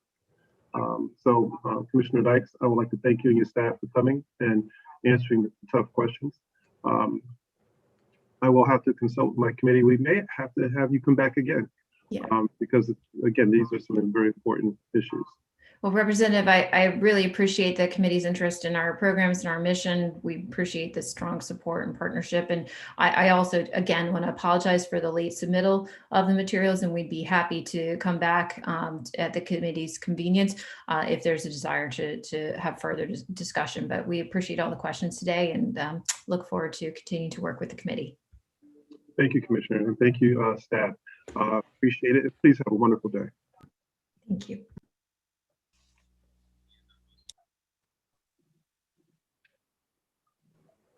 Hi, Susan, are we clear? Yeah, Commissioner Lehman and his staff are here. Okay. Commissioner, hi, how are you? Good morning, Representative. Great to be back. Thanks for coming back. Really appreciate it. And I offer my apologies for being over time. And so we'll try to make this as quick as possible. So Commissioner, you want to go ahead and get started? Sure, I'm happy to make a couple brief introductory comments, and then maybe I'll pass it over to Kelly, because I think one of the things we discussed a lot last time was the envisioned APO as it relates to the Office of Workforce Strategy, why the administration felt this was the right structure from an effectiveness vantage point. So, I want to make just a few brief comments, and I'll hand it over to Kelly, and then we have the whole team here to answer any additional questions. I think the heart of the Office of Workforce Strategy and the construct that we've put forward or that is envisioned, it's really important that group can be effective. And what do we mean by that? So that means across the private sectors, regionally, but also across government agencies and other entities in the executive branch, as well as educational institutions. And we feel like the construct, that the OWS is envisioned to be in really maximizes its effectiveness, because if the group's not effective, then we as a state are failing and not succeeding in ways where we need to empower our workforce. So that's point number one.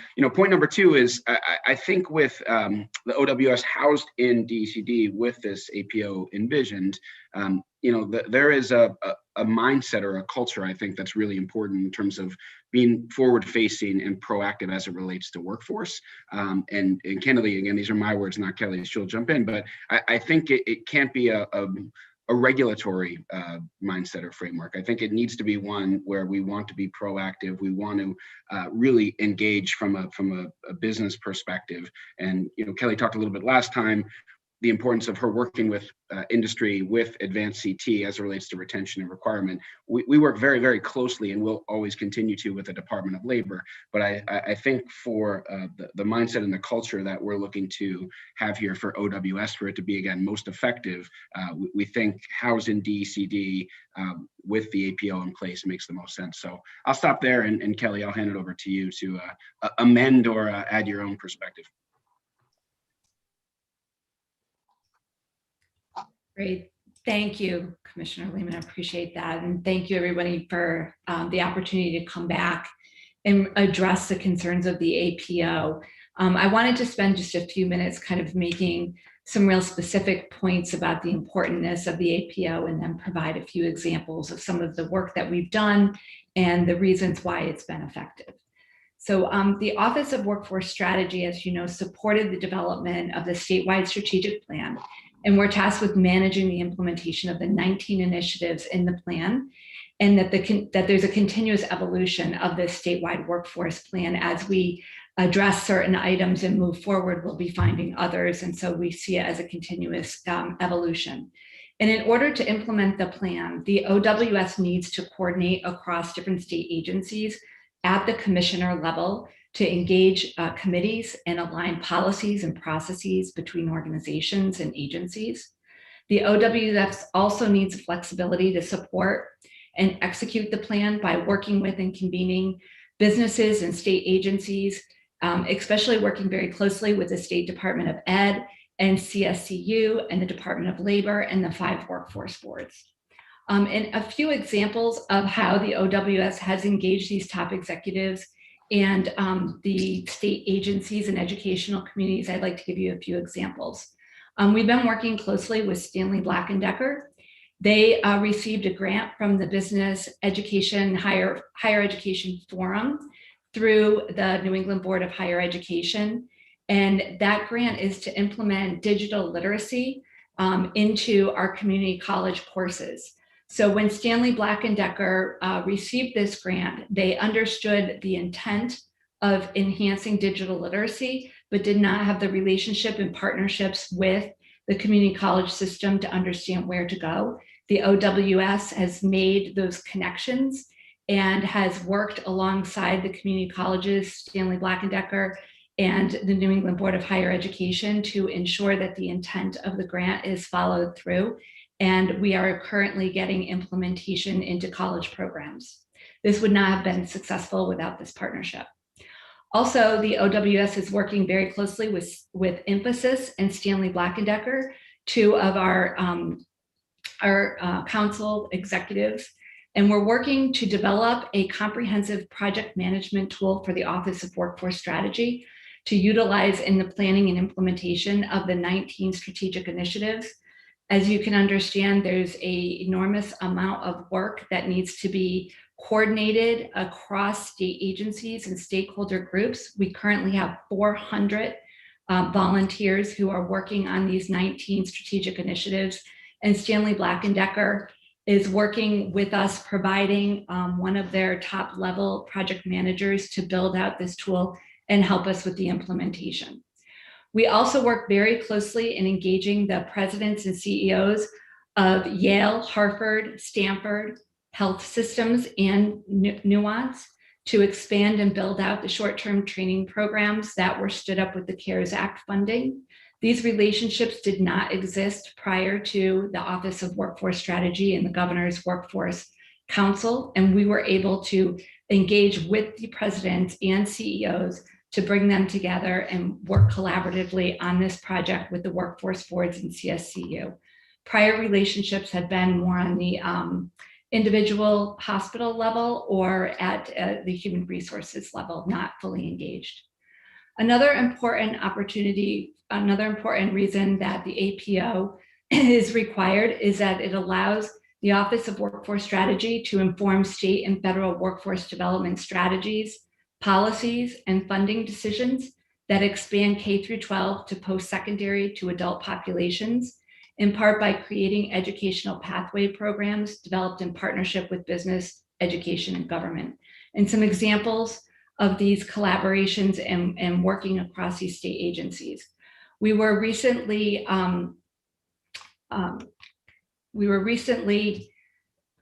sorry, sometimes I lose a word, contacted by Congressman Himes' office to meet with the Office of Workforce Strategy.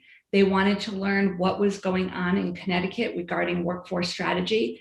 So we met with Congressman Himes and his team several times and provided detailed information on workforce policies that are being stood up with regards to the initiatives in the Governor's Workforce Council, and also pointed out what important federal policies could be expanded to help stand up our initiatives and expand them. One of them being the expansion of Pell Grants to high quality short-term workforce development programs. And Congressman Himes' office was also very interested in the Office of Workforce Strategy's role in developing statewide coordination and federal grant applications. He's working closely with different state agencies on different federal agencies on grant applications, and understood the value of the statewide application in the H-1B grant that brought in $20 million into the state and had 76 letters of support. Although this grant had been received multiple times by individual workforce boards or one or two boards together, never had they received the full $20 million allotment or had the level of support across the state. And although the workforce boards did the majority of the application process, we brought in, the Office of Workforce Strategy brought in the expanded partners at high levels into that application. The OWFS has also recently been requested to help inform how ESSER 3 funding will be utilized to support educational programs addressing the learning loss of students due to COVID-19.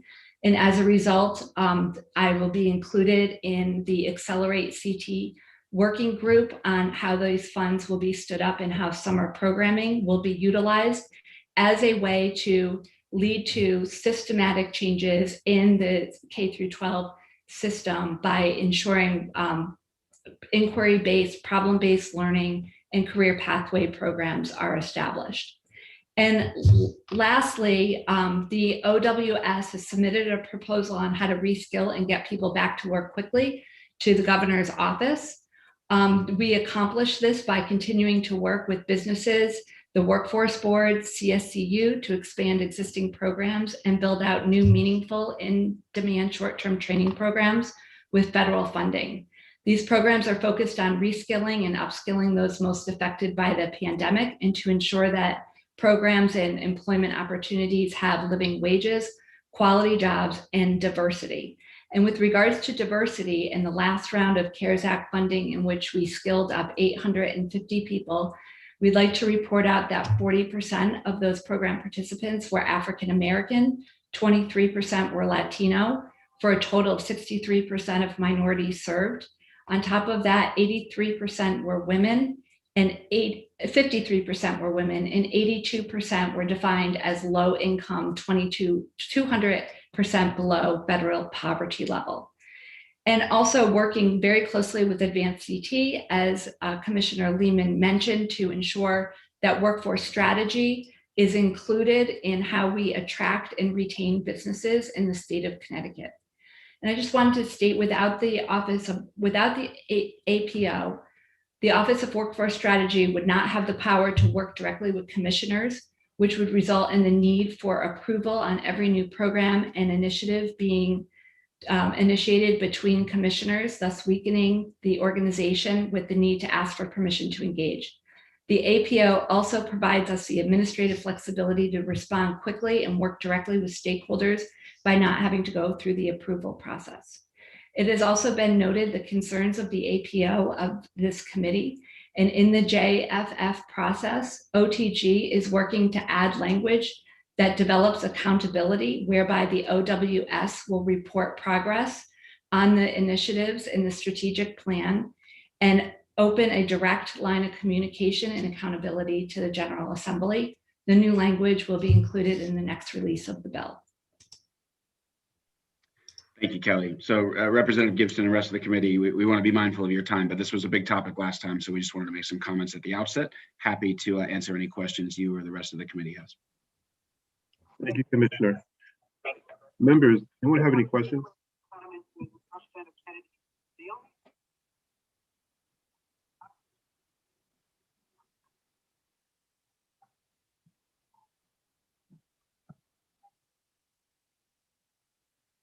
Okay, well, Commissioner, I suppose any questions that were out there from last time were maybe answered since that time. I do see Senator Hartley. Hi, Senator Hartley, the floor is yours. Good morning, all. Yes, thank you, Commissioner, for being with us. So on the responses that you gave us on the CRF funds, so it appears that all of those accounts seem to have been drawn down. There is some money left in the small business support grant loan line. And I'm just wondering, are you still in the process of funding or reviewing applications? Do you expect that also is going to be totally drawn down? We do expect it will, but Glenn, do you want to give an update in terms of where we are specifically there? Yeah, so this is on the Small Business Connecticut CARES grant, which was the $5,000 one-time payment for our smallest of small businesses, less than 20 employees. We have identified close to 10,000 businesses. So as far as our application process, we've kind of buttoned that up. We are now just in the process of approximately a couple hundred that we're trying to get over the finish line and get them their funding, if you will. So we are really close to closing that program out, but we are no longer reviewing applications. So anyone who applied that wasn't eligible has been notified. And so we're just working on that last leg, if you will, to close out the program. Okay. And so do you have an expectation when you'll be at the end of that process? Our goal is to wrap this up in the next week or so, but I have to be honest, we've been saying that for the last couple of weeks, because as you can imagine, we are doing all of this electronically. And so we've run into some technical issues with kind of transferring money to individuals, banks, or what have you, because everyone is on high alert in this environment with a lot of fraud that is happening. So we're just being very careful and kind of ticking and tying and doing all those things. So there's been some funding issues in getting people the funds, but our team is working with our partner at SoFi diligently to close those up. So we really hope to do that in the next week or so. Yeah, the only thing I would add, Glenn, thank you, Senator, what's remaining are what I would call idiosyncratic issues. So, the vast majority of the funds have been dispersed, but where there's some issue because of anti-fraud or a number that may have been fat-fingered, they have not been, but the team's working one-on-one. It literally is at that point to get these last grants across the finish line, really just kind of idiosyncratic issues as opposed to something systemically that we could do to get everything done. Thank you. And then in one of our discussions, we were talking about just trying to look at, you gave us the breakdowns by category, women, minority. We talked about the fact if we were double counting or what, that process was to make sure that the numbers were clean, so to speak. But you know what, and this is probably more on my part, I didn't see the geographical breakdown of all of that because I want to have a good feeling that we have been unilateral across the board in all, primarily of our urban districts. So, and then I hear anecdotally, about some urban areas that are maintaining that they, haven't had that same kind of outreach. So I'm interested in that geographical information, and you may have sent it, and if you did, I'm not finding it.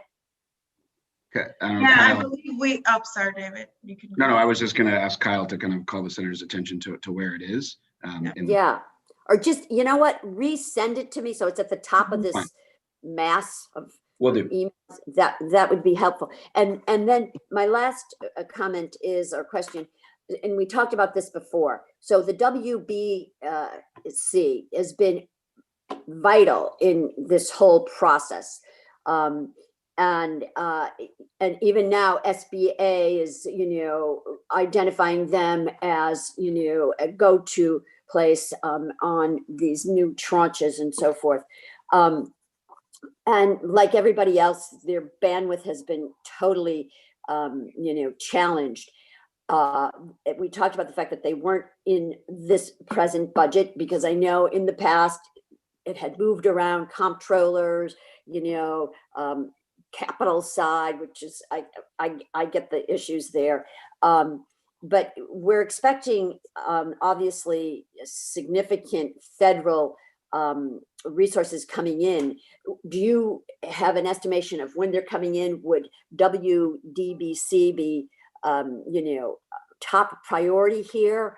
And then the other part of that question is, are you preparing any plans, so to speak, that your programs would be shovel ready for whatever, euphorically, figuratively shovel ready when we are the recipient of these federal stimulus dollars? So a bunch to unpack there. Let me take a shot, and then Glenn can jump in as well. The federal dollars, we have a sense of obviously the allocation and the potential amount. In terms of the specifics, though, I believe that's at least 30 days away, Senator Hartley. So we're looking at that right now, but it's too early to say it can absolutely be used for this or that, or it should be used for this or that. But more to come on that, and I think we'll know a lot more 30 days from now. In terms of the Women's Business Development Center, as I mentioned last time, we want to work with the legislature in this group. And if the federal dollars are an avenue to get that funded, myself and Glenn and the team are open-minded on that front. And we do think they do good work, and they've been really important throughout the pandemic. So I think whether it's federal dollars or something beyond that, we want to work with this committee as it relates to getting them funding, for the next year and beyond. Glenn, anything you want to add there, Glenn? No, I just echo your sentiments. WBDC has been a critical partner. We would not have been able to navigate this crisis without them, particularly dedicated resources to women-owned businesses that we know have been disproportionately impacted. So to the extent that we can work with you to figure out a solution, we want to do that. Okay, yeah, so that's kind of, pretty immediate in view of the fact that, the budget is starting to move forward. And of course, we'd like to have, a permanent line item, if you will, but until the dust settles here, if need be, we have a recourse to those stimulus dollars. Because the number was, I think, just shy of $500,000. And then one last comment. So these entities called SCORE, I know we have them in Fairfield County and in Hartford and so forth. Is that also a group which deals with financing or getting resources to these small businesses, or is it basically just mentorship? No, they provide technical advice services similar to what WBDC does, similar to the Small Business Development Center. So it's another resource for small businesses in the state of Connecticut. But have they been putting out any small business loans like WB? No, they're again, going correct me wrong. They're primarily focused on technical assistance. You mentioned mentorship. They're not providing grants and loans. Again, they provide a function more similar to what the Small Business Development Center does, where they're an advisor of sorts. And even with Fran and the women's, the WBDC, ultimately they have the grant program where the state is a partner to the private sector right now. But a lot of what they do is also on the advice front too. Yeah. Okay. Just to add on the SCORE point, like the commissioner said, they provide similar services of business advisement mentorship, but they have a different model because they essentially recruit former executives to come back and volunteer their time. So that's the kind of distinct difference between like an SBDC, where those are paid employees that is their job to provide that technical and business assistance, but SCORE model is a voluntary based model. And there's no state participation underwriting in any way in those? No, they get federal dollars to support those chapters in each state. Okay. All right. Thank you. Thank you, Mr. Chair. Thank you, Commissioner and Deputy Commissioner and the team. Representative Devlin votes yes. Senator. Thank you. Next hand up was Senator Austin. I'll just have to remind the committee that we do have one more guest. Senator Austin, the floor is yours, ma'am. Thank you very much. I'm not certain who has. So I have a couple of questions, Kelly, for you. And thank you very much for the work that you do. Always appreciate your opinion on things. You talked about a number of employers that you were looking at for the strategies. Have you looked at the top 25 employers? Because most of what you named were those, what I would term maybe second tier employees. Are we looking at the top employers vis-a-vis policy the state may have going forward, such as Aetna, United Healthcare, Cigna, and where we stand on perhaps something like the public option, which may impact those top employers? Do we have a policy on that? We currently don't have a policy on the Governor's Workforce Council outside of the number of businesses that are required to sit on the council, which is 12. And what we've done is look to provide diversity of the business sectors and ensure that there's representation across the state in all of the 5 kind of workforce board regions as we kind of break the state up, and to ensure that we not only have large businesses, but we have a few medium-sized and smaller businesses included. So do you have anybody on that board from the insurance sector? Yes, we do. So currently we have members from the Travelers. Alan, I can't pronounce his last name, Schnurtger. Thank you.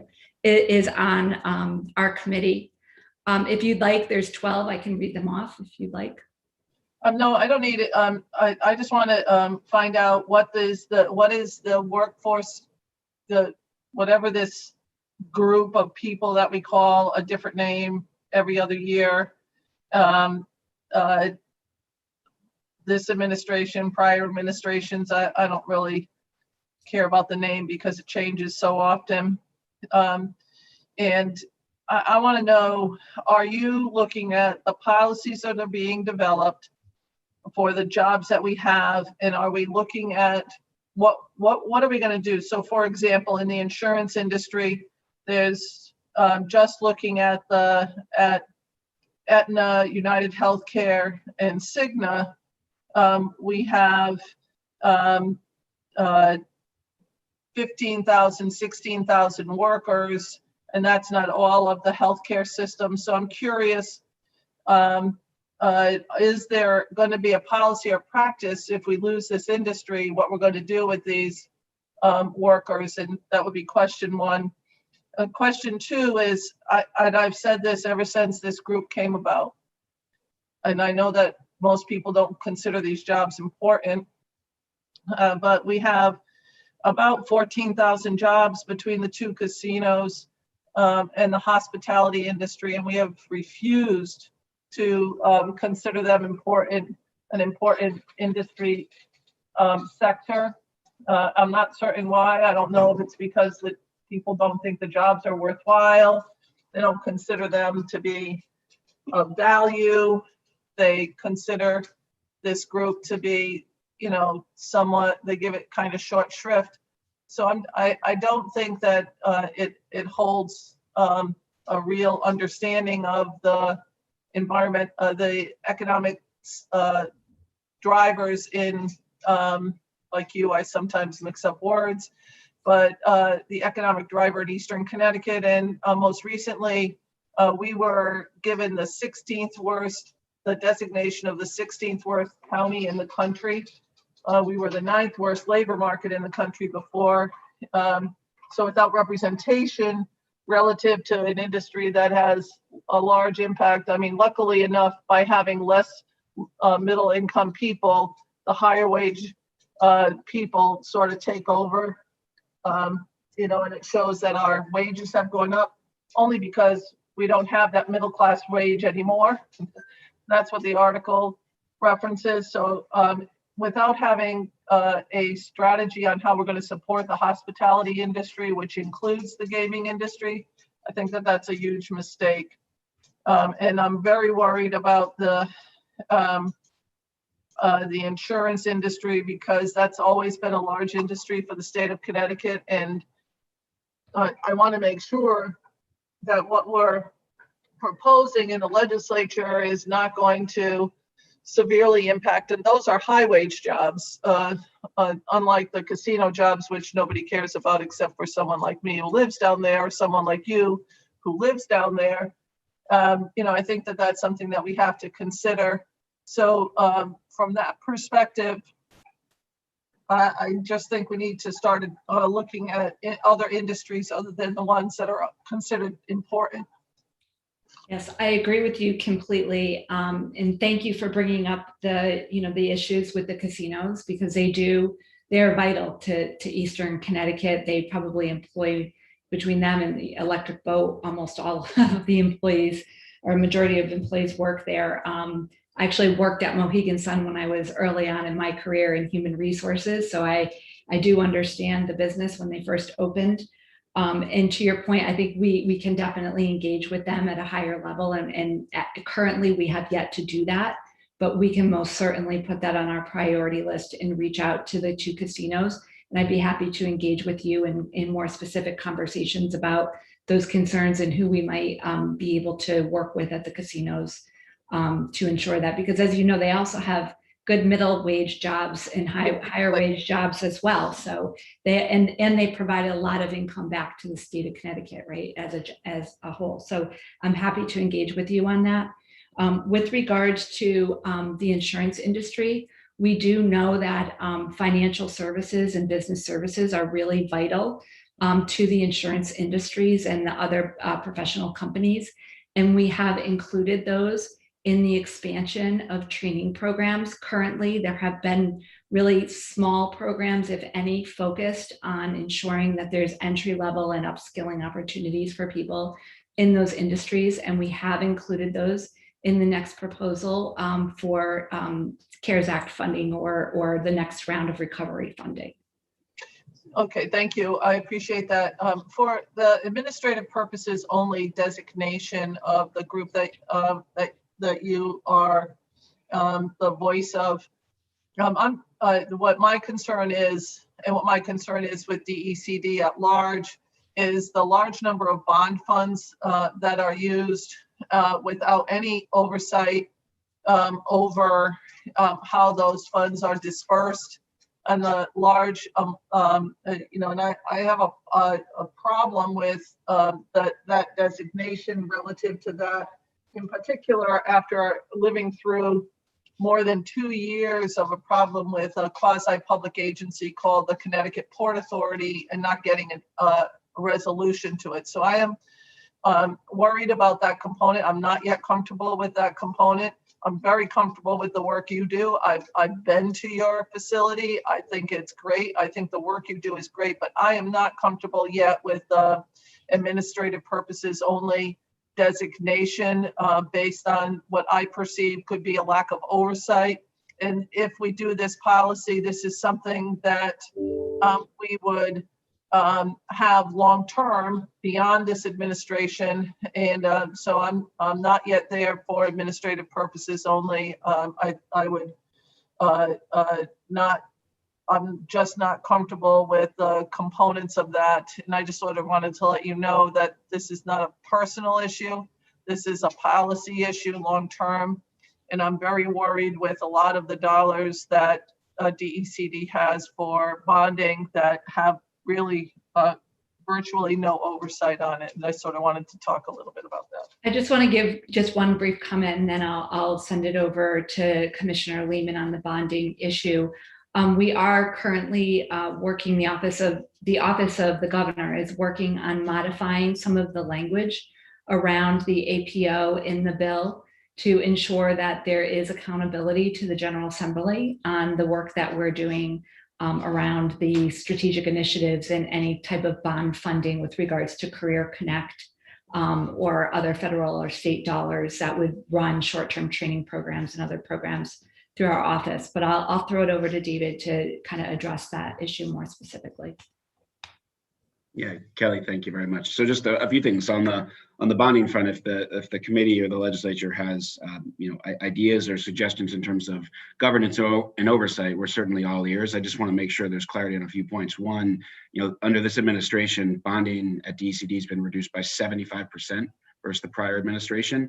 In addition, there's no longer a first five program, nor are we proponents of one. So there is a upper cap in terms of the amount of bonding that can happen within DECD. And obviously it does go to the bonding committee at that point in time before any money is expended.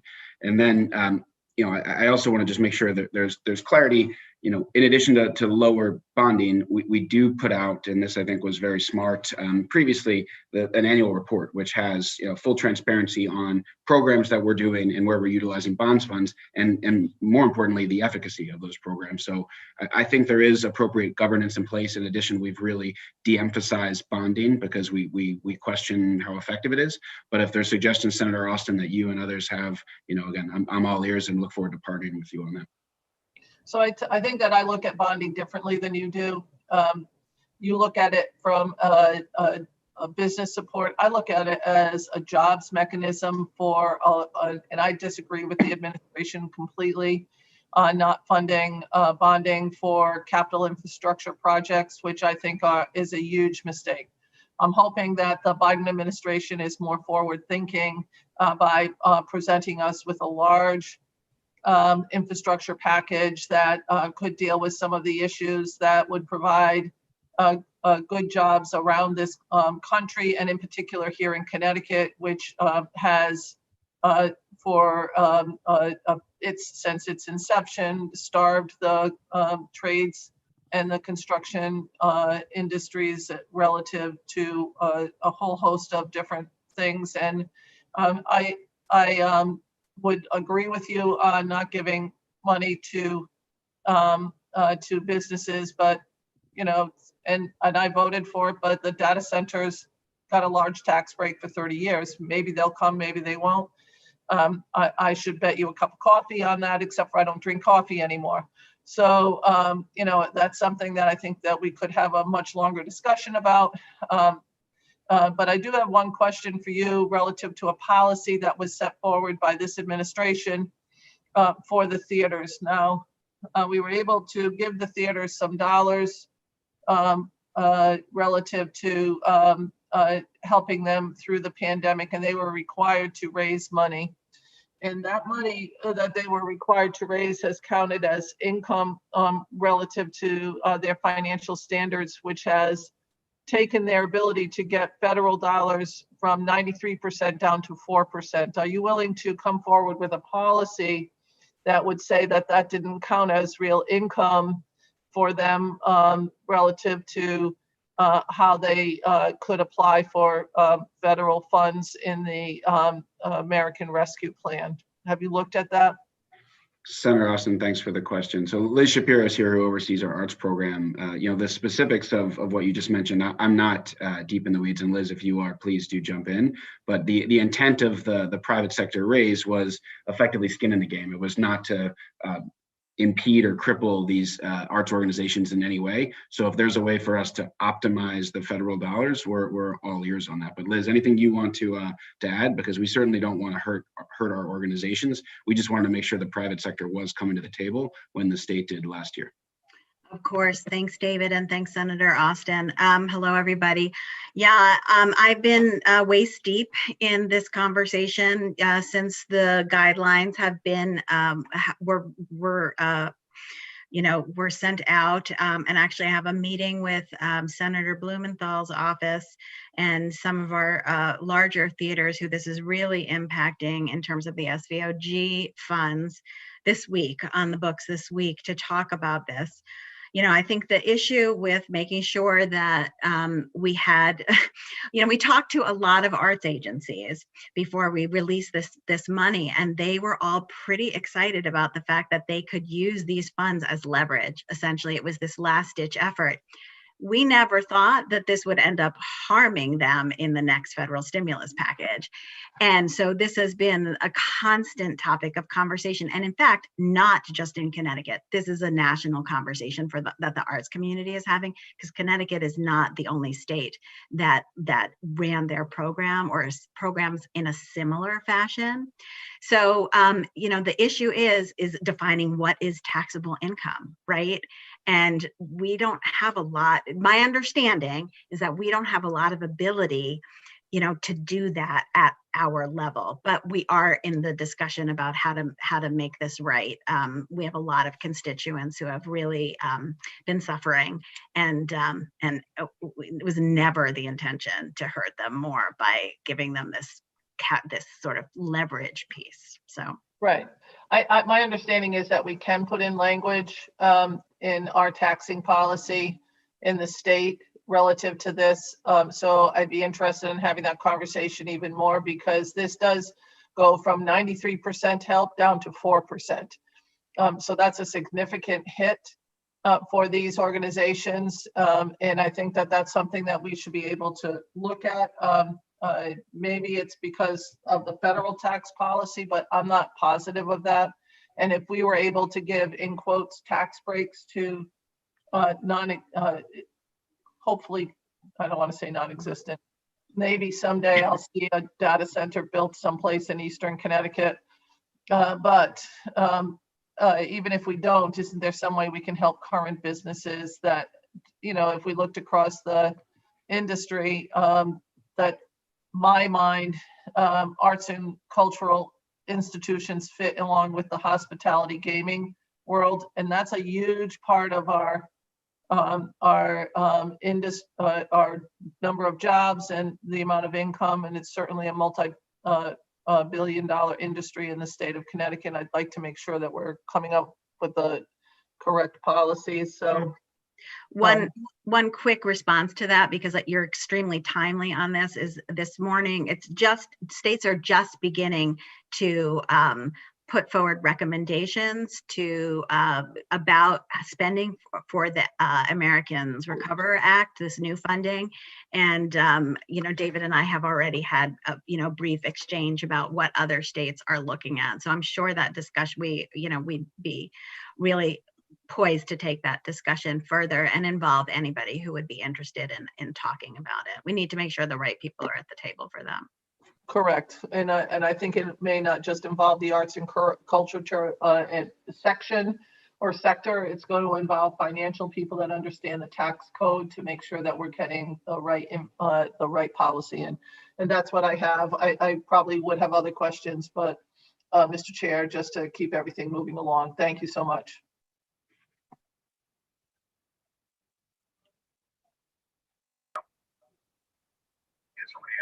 Okay, thank you, Senator Austin. I apologize, I'm in between two Zooms right now. I would like to remind the committee that we still have one more guest. So I will ask, I see two more hands up, that we will be really quick in respect to our guests who are waiting. I think the first one up was Rep. Dillon. If I'm mistaken, I apologize. Rep. Dillon. Thank you very much, Mr. Chairman, and good morning, Commissioner and team. Thank you for all of your hard work. I'll speed talk, Mr. Chairman. I'll do my best. On the concern about, thank you for the Office of Workforce Strategy. I'd like any paper on some of the oral narrative we got, or maybe we got it. I got a lot of information for this meeting at the last minute, and I hadn't seen it. Not yours necessarily. I mentioned at a previous meeting that I thought it was great that you were able to get money to small business out the door so quickly, but that $5,000 does not go as far in an urban environment where your fixed costs are much, much higher. And I guess I wanted to know if there's another round of something being planned, because there are a couple of businesses that are not really structured to benefit, not necessarily from what you're doing, but because of the nature of the business they're in, and they're eateries. One has already closed in downtown New Haven. Maybe it would have happened anyway, but it was kind of iconic. There are a couple of others in my area, and they're part of our life, really. Is there anything that could be tailored, you know, to a more either distressed city or high tax city, something like that? There's a lot that's beyond the control of the locals. Yeah, thank you for the question, Representative Dillon. So the program that's out there now is this latest tranche of the PPP funding, of which restaurants in particular are taking significant advantage of. It is still open. So to date, 27,000 Connecticut businesses have accessed $2.2 billion. And the average loan, which effectively is going to become a grant, the average size there is roughly $90,000. So they're significant, and that should be for 2 months of operating expenses, including payroll. So for restaurants, again, if they haven't applied, they should be applying, but that is the best program that's out there. And the funding's only approximately 60% used. And the deadline was supposed to be at the end of this month. You know, it likely will get extended, and there's more PPP funding coming up. So I would encourage our businesses to access that if they have not. Okay, and if you're a restaurant, you can do takeout for your evening. If you're a breakfast eatery, people don't do takeout for their pancakes and so forth. Sure. So I feel like I've learned an incredible amount about the details of our economic ecosystem in the last year. So I'll have someone follow up with your staff, maybe. Yeah, please. You can. Yeah, we've got a lot of resources. But I really understand what you were trying to do, and I think it was good to get it out. It's just that it doesn't go as far in some areas, and I'm worried about it. No, understood. It was always meant to be part of the solution, not the entire solution. No, of course. And everyone was doing the best they could. Okay, so we have Office of Workforce Strategy back up. I couldn't be stronger in echoing and thanking Senator Austin's concerns about what's going on with the arts community and tourism. A lot of us have heard about the issues on the federal side. That's a huge part of the local economy in New Haven as well. And the people don't all live here, but they live in the region. But it's really part of our regional ecosystem. And anything that you can do, I think it's fixable. I can't believe you guys have done as well as you have. We were really under a lot of pressure. And but there's still a lot of unevenness to the damage. Some places got hurt a lot more than others. Understood. Thank you.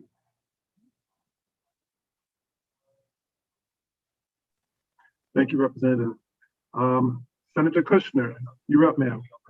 Hi, unfortunately, I am chairing the Human Services meeting that's starting right now. I'm sorry I didn't get a chance to ask my questions here this morning. Commissioner, it's always good to see you and your team. I will just say that some of the concerns that were raised about industry and which industries we're looking at, I would just like to remind, I think I raised this before, my concern about including representative labor, because I hear a lot about involving employers, but I really think the perspective of labor, especially in the casinos, for instance, Foxwoods has got, several different unions. EB is highly organized, and those voices, even where there are not unions, but are unions in the private sector that, would have some information to add, some perspective to add, I think it'd be really helpful if you could make plans to include them. But I apologize. And Chairman Gibson, I am really concerned about the time because I have to chair the other meeting, but I have a number of really important questions for DOL, which I believe is next. So I would hope that the committee would consider rescheduling that, because I am the chair of labor and I have been following this work really closely, and it's unfortunate that it conflicts with being the chair of Human Services Subcommittee as well. So I hope you'll give some consideration to that, Chairman Gibson. And thank you for being here, David. Thank you, Senator Kushner. I think, Mr. Kushner, what we may end up doing, I know you have to jump off, is we may even have to have DOL come back another time, just to let you know. But we're running low with meeting with agencies as far as time is concerned, but we'll work that out. Thank you, Senator Kushner.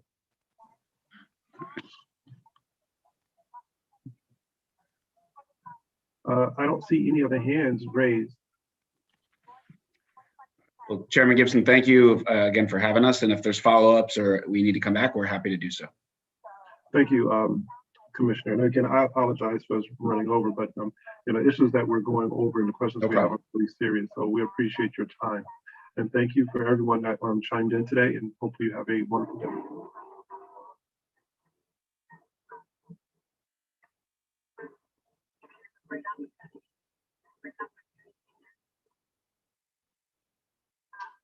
Hi, Susan. I just let the Labor Department team in. Okay.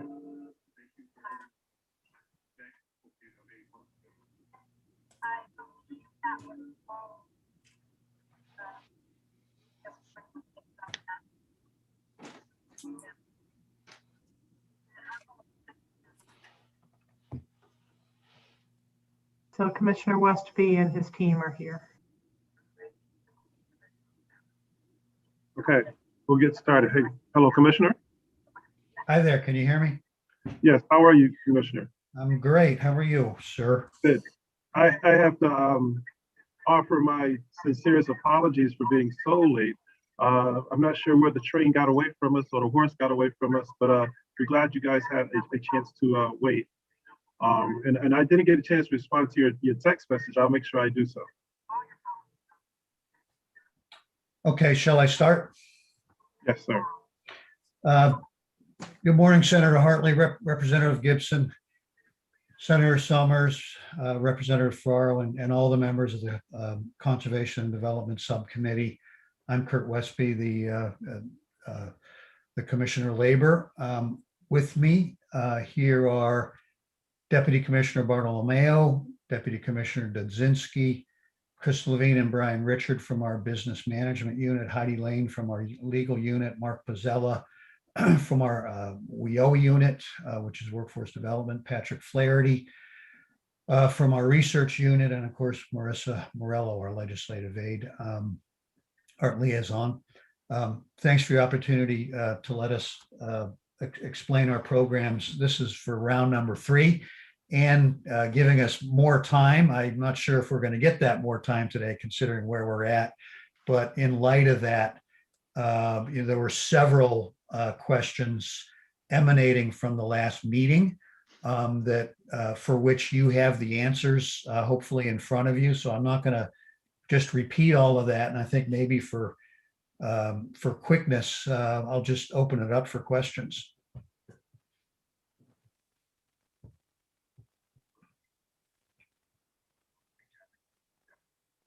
Okay, Commissioner, I'll just give my committee a second to come up with their questions.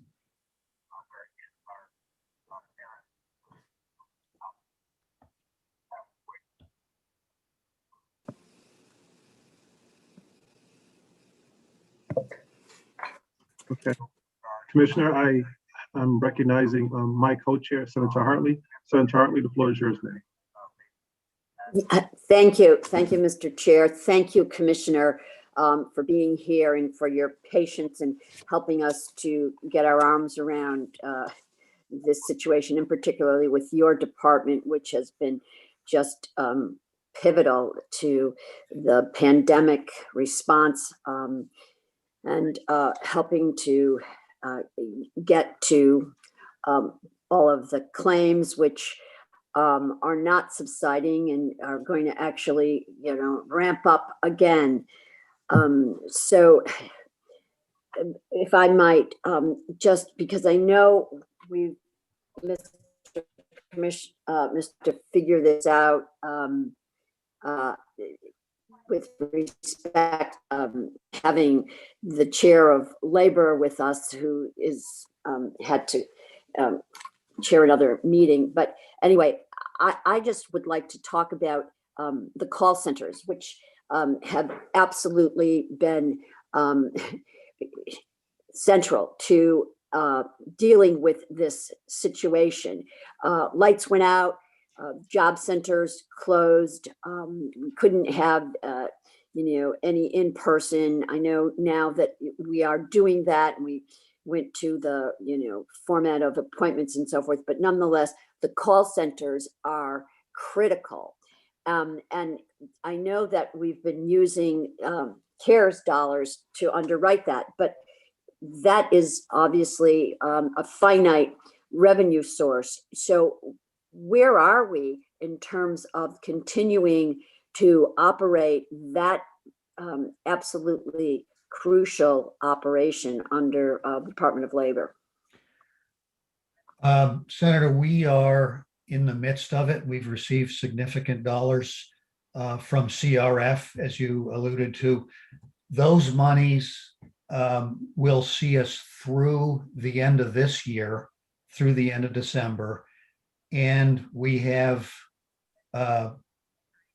will have available reserves from our DOL federal funds, whether it's above base or other federal sources, to continue that call center through June of 22.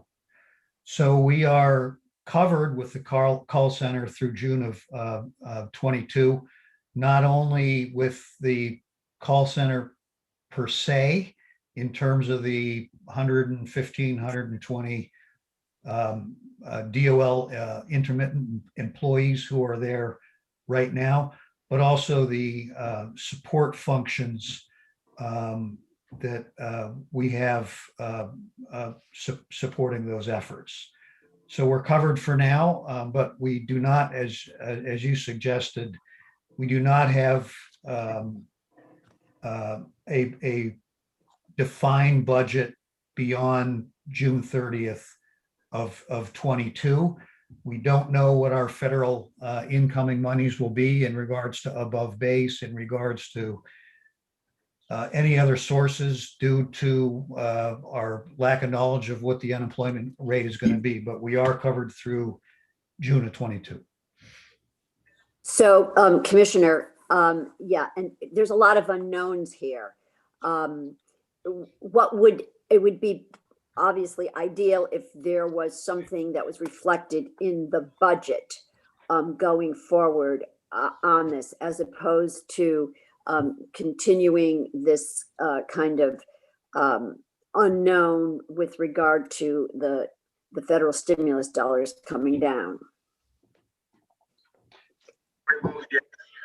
Yes, I respect that concern. We're working diligently with OPM in terms of finding the monies, not only through the end of this year, as I pointed out, but potentially the beginning of next year for that half. And clearly, we'll be working with them and defining the needs and appropriate service for July 2022 and on. That's correct.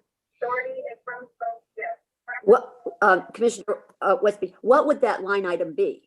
What would that number be? Well, I'm not sure.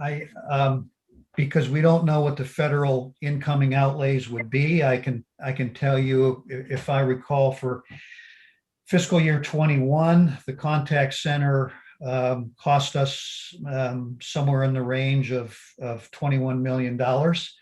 I think it's projected for fiscal year 22, possibly to cost $21.3 million, but we're not really sure because we don't know what we'll be getting again. And maybe if you want a little more detail, Dante can get into that. Dante, thank you. Jump in. Yeah. Yes, sure. So for fiscal year 22, we're expecting, if we were to continue as is with the staffing that we have, it'd be about 20.6 million. The thing is that right now we have 15 DOL staff and we have up to 120 temporary staff that we as DOL have hired. We also do have some vendor staff for the PUA program in the contact center and also to support the current increase for UI. The vendor staff would not be needed long-term. That would be simply to get us through, as you had mentioned before, today being the first day of the year anniversary. So we're expecting in the next 5 to 6 weeks about 150,000 new applications, 20 to 30,000 a week for the next 6 weeks, because people will be applying for their second benefit year. So in preparation for that, we did increase vendor staff in the contact center. So that would subside the PUA if that is to go away, that goalpost keeps getting pushed up. We would not need the vendor staff for the PUA. So the basis of our contact center would be 15 of our current DOL staff who have vast experience in this, and then up to 120 temporary staff. Now, as the Commissioner was saying, part of the reason it's hard to tell you beyond 22 what we would need is because if things with the pandemic are to settle down and unemployment starts to, kind of rebound, employment starts to rebound, then we probably could get to a point where we only need about 50 additional of those 120. So there's a lot of moving pieces there. Right now, we need all hands on deck.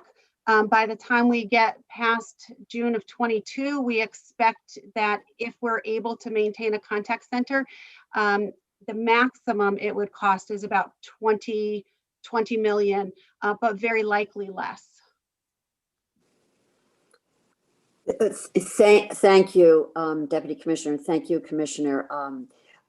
Essentially, what we're trying to do is identify where there are gaps in the budget so that we don't get caught flat-footed here and trying to obviously run a real pivotal operation here out of the Department of Labor.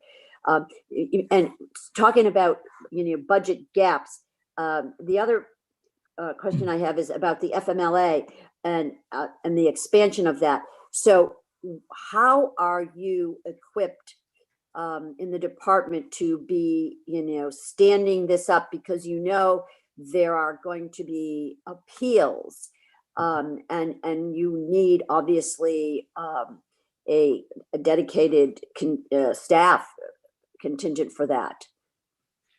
Well, there will be a dedicated staff contingent for appeals for the PFMLA as well as the FMLA, because the FMLA broadens, so there will be an increased usage there.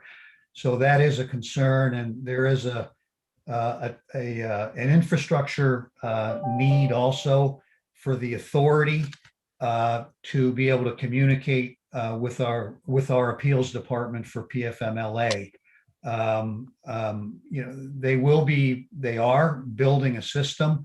We'd like that system to be part of our system, or our system to be part of that system, to have one system. We're working on that right now, as opposed to having two distinct systems that would have to sync somehow later on. So there's that piece of it that has not been worked out yet, but there are ongoing deliberations on that issue. But yes, there will be reasonably significant appeals personnel, as well as legal personnel to handle the increased work for next year. May I add to that, Commissioner? Yes, ma'am. Madam, Mr. Chair, Mr. Chair, may I?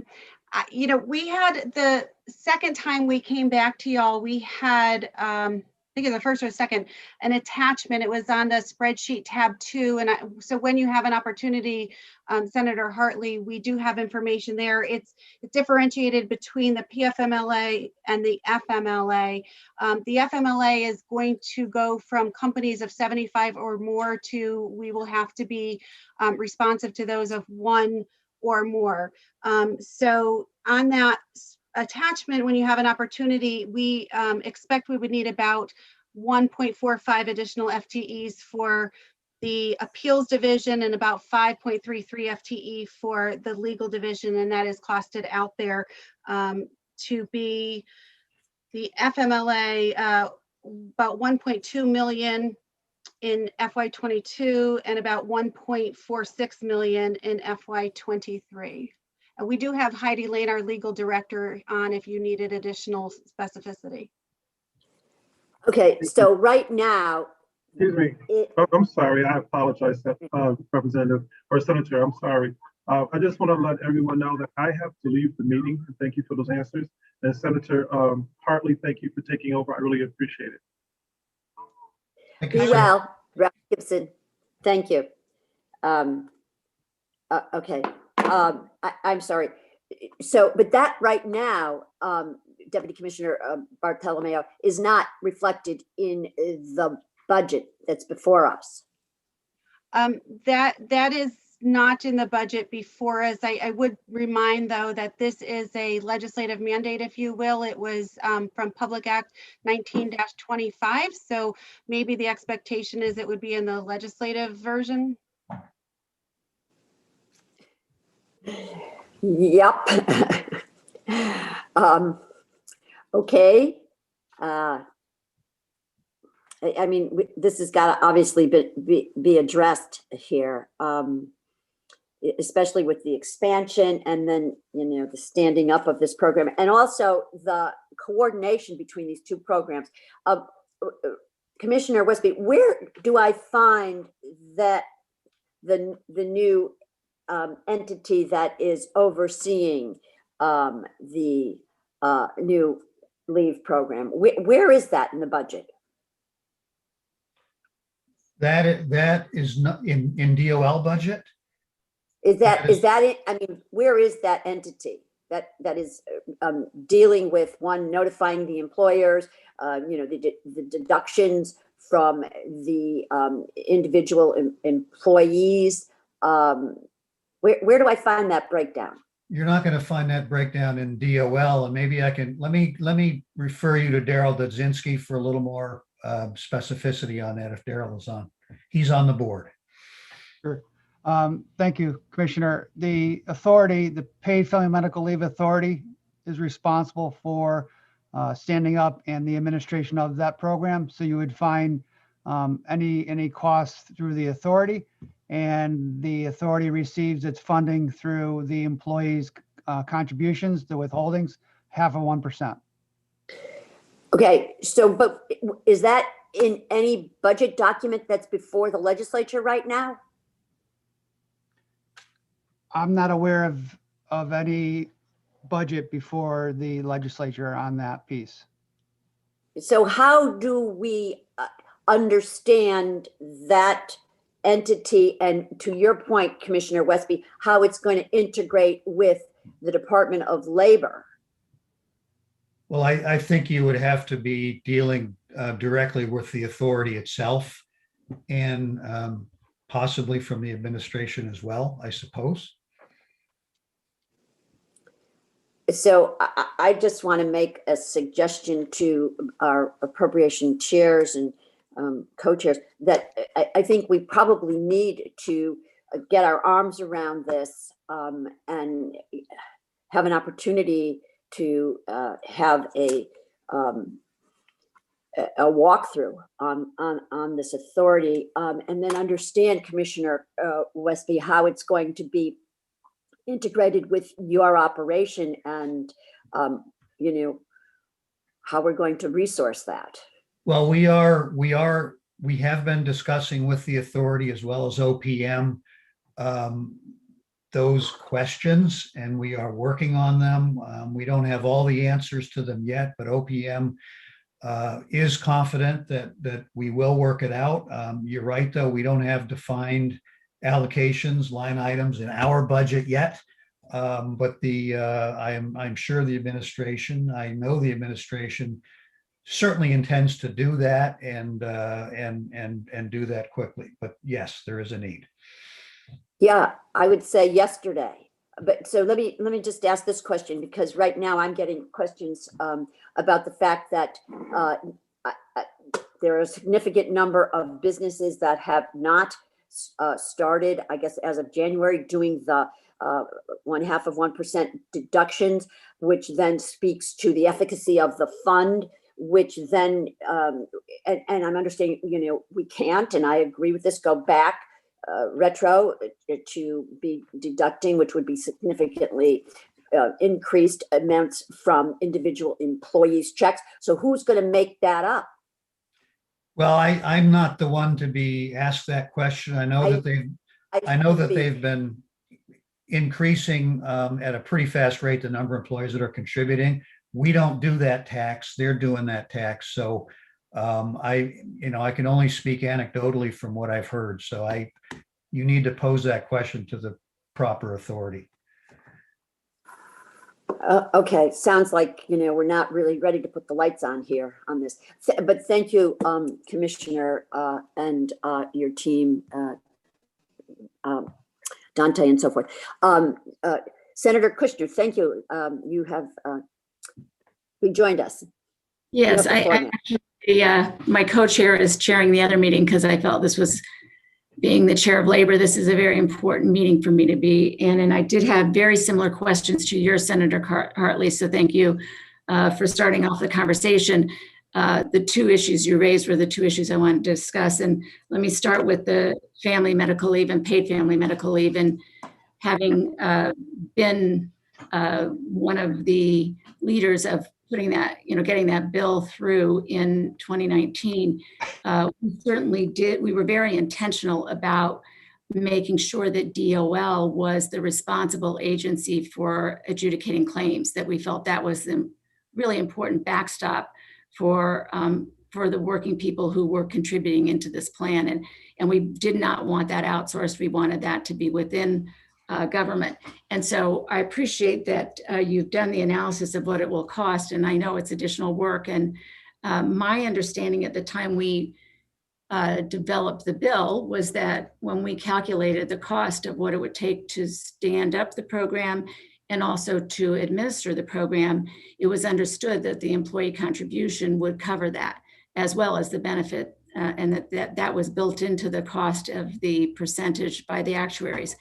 So my question really is, it was always my understanding that the money that would be coming and administered through the authority would actually pay for that, any government responsibility. So the DOL responsibility for adjudicating, for setting up the program and then adjudicating the claims, it should come from the amount that is being contributed to the authority. Is that not your understanding, or is there any difference in the way this is being done?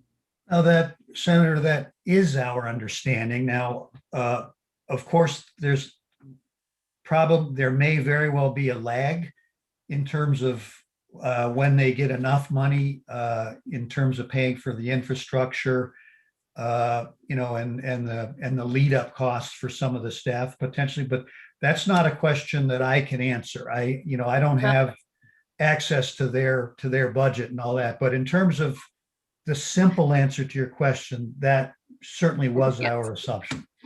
Well, I do attend those authority meetings every month, and I do listen to the budget reports. And I do know that we appropriated money for the startup. We also bonded money for the startup. And I do know that for the most part, there's been some need to use monies from one source to another, but that essentially they're under budget. And so I can't imagine why there's any problem and Daryl's, on the board, so I'm sure you have access to the same information. I can't understand why there would be any delay in getting you the necessary resources so that you can be ready on time. It is true that your program does not have to start until after the money starts going out to the, as paid leave. That's when the adjudication of the claims will come in, which isn't until 2022. But of course, you need to be ready for that now. So I am concerned that you're not getting the appropriate amounts of money you need to stand up the system. Well, you're right. We do need to be ready, and we can't just stand up some lawyers on the day that they're going to be starting to do the work. There is a training element involved and so on. So we need lead time in the matter of months to do that. That is correct. I will say that I have found the meetings that I've attended of the authority to be really helpful to understand the whole program, and to the point about employers that have not yet started deducting the amount. There is a limit on how much they can go back and take from employees, but I would imagine, and this is a question I'm sure Daryl and the board have discussed, that employers will be responsible if the employee there's a set amount of money that should have come into the fund for those employees. And then if the employer was negligent in taking the money out, that they'll be responsible for any amount that it goes beyond what you can charge back. I think that those are really important questions. I do know that the authority has done a good job of reaching out to employers, and they are getting more and more employers signed up, and they don't fully know, to the senator's question, they don't fully know who's taking out the money yet, because you don't have to register until you actually submit the money. And the last date for doing that, I think, is the end of April because of the grace period. So I think that there is a belief that a lot more employers have been taking out money, and you'll see that coming in before the end of April. But it is it's a big concern of mine, because it's a program that we worked very hard to get stood up and to get through the legislature. So in terms of the expansion of FMLA, which is slightly different in terms of the qualifying period, and I appreciate the work that DOL has done to help me understand the differences in terms of eligibility. In standing up that expansion, that unpaid portion, the FMLA, would seem to me that would be the responsibility of OPM and of our regular funding mechanisms to provide the funds for that. Yeah, I believe that is, and there is an expansion of employers with employees less than 50 and so on. And so I think the answer to that is yes, unless either Daryl or Heidi have another opinion on that. Don't think they do. Okay, and that's a little bit more than $1 million, correct? Correct. Okay, so I think we're going to have to address that. And then my other, you answered quite completely the question about the contact center. The only thing I would want to add is that, as labor chair, I was working closely with your department at the beginning of the pandemic, and the number of problems of the people of our state to get unemployment benefits. There were multiple reasons why that happened, but one of the reasons was that we had undersourced DOL and we have not modernized quickly enough, and we didn't have enough employees and enough of an automated system to handle the volume of requests. I do think that unfortunately there's going to be a high number. Your deputy spoke about the number of people that are going to be filing for unemployment. I don't see how we could possibly consider letting the contact center disappear. I mean, that is the lifeline now. Even though we have the American Job Centers, which are also very important, there are more and more people that now are ready and willing and prefer the ability to go online or go through a phone call and make contact for benefit problems. And so I think that it's critically important that we fund the continuation of the contact center. And hopefully our legislature will decide to do that if the governor's folks haven't done that. But that's critically important. We cannot see that disappear. Well, at the beginning of your statement was absolutely correct. There are 4 reasons you gave as to why we got hit and hit very, very hard. We do not want to put ourselves in that situation again. As Deputy Bartolomeo mentioned, today begins the period of the second year eligibility where 150 more thousand claimants are, unfortunately have to log on and have to go through that system. And that has to be looked at by an agent. Not to mention all of the CARES Act programs that were, former CARES Act programs that were just signed by the president start today. So there will be a lot of questions, whether it's people trying to do their second year or people wondering about the continuity between the CARES Act 2 and the new program we have now. We're talking, this couldn't have come at a more inopportune time in terms of both at the same time. But having said that, I don't think we're going to have anywhere near the difficulties that we had at the beginning of the year, because we have stood up the call center. We've stood up the contact center. We've brought in reinforcements. So we are in a much better position than we were. And we've augmented the staff just for this event. It's still not going to be enough. You could throw the kitchen sink at it, and for the next couple of weeks, we will be behind. The wait times that are now 1 to 3 days pre-pandemic numbers, they're going to increase. The only question is how much. But the contact center for the next 6 weeks and going out into the future will be critical to meeting the needs.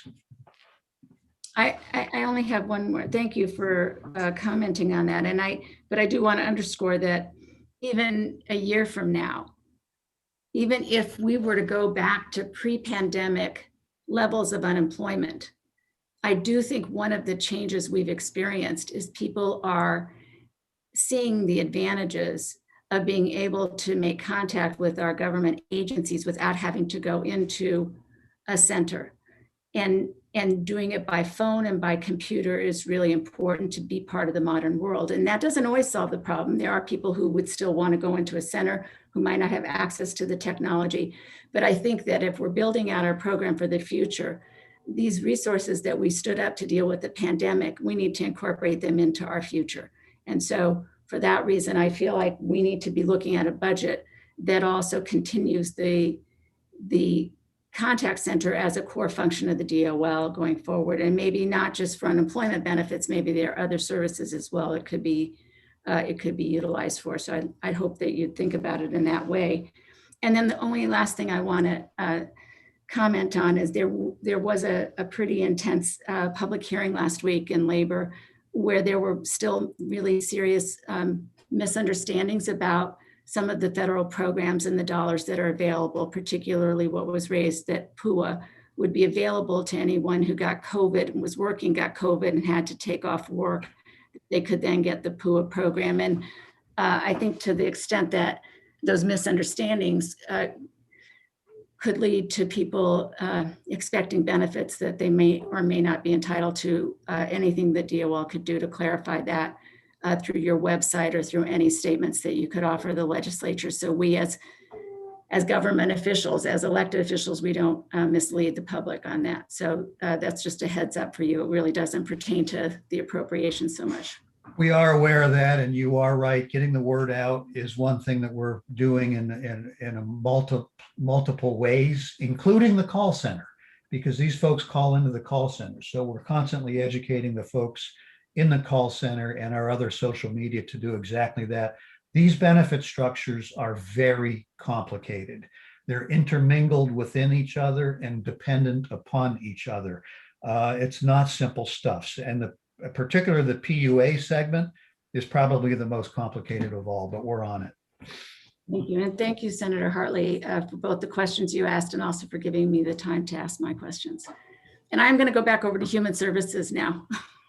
Okay, thank you for tuning back in with us. Appreciate it. Senator Austin. Thank you very much. I'm curious, how many federal employee positions do you have, not federal employees, but positions that are the federal government is funding in the Department of Labor? Well, I don't have the exact number. It's at least 2/3. The vast majority of the money and workers in DOL work off of federal grants. Daryl, you or Chris Levine, you might have an exact number. Commissioner, I'll defer to Chris Levine. Chris, are you on? Yep. Sorry about that. Could you repeat the questions? I'm sorry. How many people are on federal? How many staff are paid through federal funds?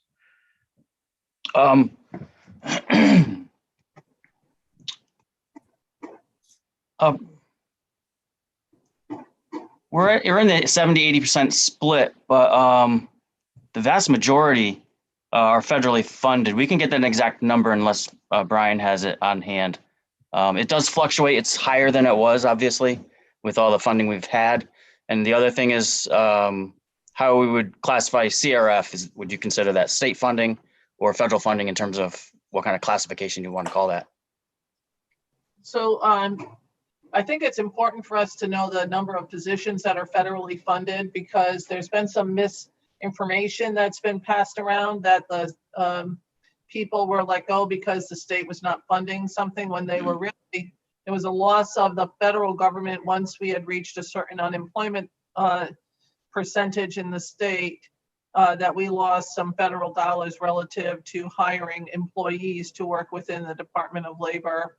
So I'd like to get those exact numbers, not a percentage, but the exact numbers relative to the department. So those position counts that are funded by the state, positions that are vacant, that the state has provided the funding for but have not been hired, and those federal positions, so that we understand how many of the actual position count, not percentage, but position count of the number of people that are paid for through a mechanism, but they are truly paid for by federal dollars. So if I could get that, that would be wonderful. Yeah, I think we already have that framed out and pulled. We can repackage it for you. Yeah, that's pretty easy to do, and you're right in your assumptions that, you know, the lack of funding for DOL that led up to 2016 was a function of a lack of a diminution of federal funds year after year. And correct. It also had to do with some other factors in regards to our fringe rate and so on and so forth. But you are correct. There has not been a state line item for DOL UI yet. So, and in regards to the point that you just brought up, the unfunded liability component is not related to our fringe rate. The unfunded liability is relative to some 7 to 8 decades of previous administrations prior to Governor Malloy not paying those rates for benefits and pensions.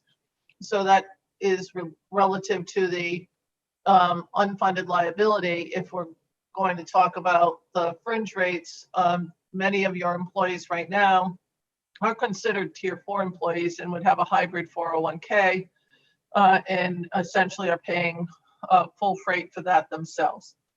So I just want to make sure that we're referencing the actual terms and not continuing to talk about something that is just an inaccurate statement. If the federal government is talking about our unfunded liability, perhaps we should split that out for every employee so that we know exactly what that is, and that may be something that we have to do. And then there was a comment made that when Deputy Commissioner Bartolomeo talked and said, well, the legislature can take care of putting that funding in. And I missed, is that about the paid family leave component? What was that about? And why would the legislature be putting in dollars that the administration found not worthwhile or didn't care about funding a certain program? Just curious. Commissioner, may I respond? Please. Please. What I had mentioned was the FMLA part, not the paid family. So the family medical leave was expanded to cover employers with 1 up to 74, as opposed to currently at 75 and above. That legislation was inputted into the Public Act 19-25. It was incorporated in with the paid family medical leave. So the paid family medical leave is where the DOL's hearing process would be accounted for under the authority's funding. The FMLA has no part of that, but yet the expansion was in that bill, and that's where the Department of Labor would need additional staffing for that expansion. So again, why did the administration, when you submitted your budget, Commissioner, when you submitted your budget to the Office of Policy Management, did it include those dollars for that program? Dante, do you know that one? I can tell you that it is not in this budget. Okay, that's not my question. My question was, did you submit to the Office of Policy and Management the need for those dollars to run that program? The Office of Policy and Management is aware of the need for that program, but I would have to direct, I can't answer for them, Senator, I apologize. I'm not asking you to answer for OPM, I'm asking you to answer for you. Did the Department of Labor have that incorporated? Because every budget document that we had says agency request, governor's budget, so that we have the request that the agency put in. I'm asking, did the agency include that in their budget request to the Office of Policy Management, or was it an oversight? The best way I can answer is that they are aware of that need. I'm not asking about the Office of Policy Management. So I guess the question is more for the Commissioner. Commissioner, when you put your budget in, did you incorporate those dollars into the budget? The $1 million, was that in your budget request to the Office of Policy Management? I don't know whether it was technically, we've been having ongoing backs and forths with OPM on exactly that to precisely work that out with OPM. So it's an ongoing exercise. Okay, so while it may be ongoing, we're going to be done with the budget. So I'm not certain is what the policy will be, but I don't know. I don't understand sort of why it wasn't incorporated into the budget request from the beginning. Nonetheless, the contact centers, if someone calls the contact centers that speaks Chinese Mandarin, do you have someone that is able to talk to that person? No. We have someone who speaks 5 or 6 languages, but we don't have someone who speaks Mandarin. We do have materials on our website in Mandarin and a whole host of other languages at this point. Because many of the people that were laid off in the Eastern Connecticut part of the state, there are many Asian languages. Do you have Haitian Creole at the contact centers? Do you know what? Let me just ask it this way. What are the 5 languages that you have? It's probably easier. They're listed on the document that we just sent in. I know it's, okay. They're right there. Okay, great. Thank you. Relative to the American Job Centers, I can tell you that not everybody has access to technology. So that's one thing that I think is important for us to understand, in particular, when there are many people that probably didn't have technology to begin with, but once they lost their job, one of the first things to go is paying for internet. So is there a plan and an outreach plan in some areas where this is not happening, to get into these conclaves of folks that came from other countries that now live in our communities, to get them the resources they need to find another job, or any of unemployment issues that they may have? Is there a marketing campaign for the American Job Centers and an outreach, of physical outreach scheduled to start talking to some of these folks? I don't believe we have a physical outreach going to specific neighborhoods and communities, but we do have specific outreach programs to drive up our participant rates in our programs, such as our JAFIS program, who are TANF recipients. You may know that there are 4,000 people on that program. The requirement for TANF folks to use our JAFIS program was suspended, but we've done outreach to all of those folks through a variety of means to get them voluntarily participating in our JAFIS program. And those are lower income females, who very much need these services. Through that outreach program, for example, we've been able to reach and service about half. We're servicing today about half of those people, and that's ongoing. So we're doing those sorts of things in some of the programs, that haven't had the production that we've had before due to COVID. So, and I appreciate that outreach. I think that that's important, but I think it's only one component, and I continue to put pressure on the American Job Centers to do outreach to these communities that, are trying to get stood back up, who are showing up at our box food giveaways. Perhaps there could be a table there to help people with job training, to give them the resources that they need. When we're passing out to 500 or 600 families in certain areas that might be able to get to some of those people.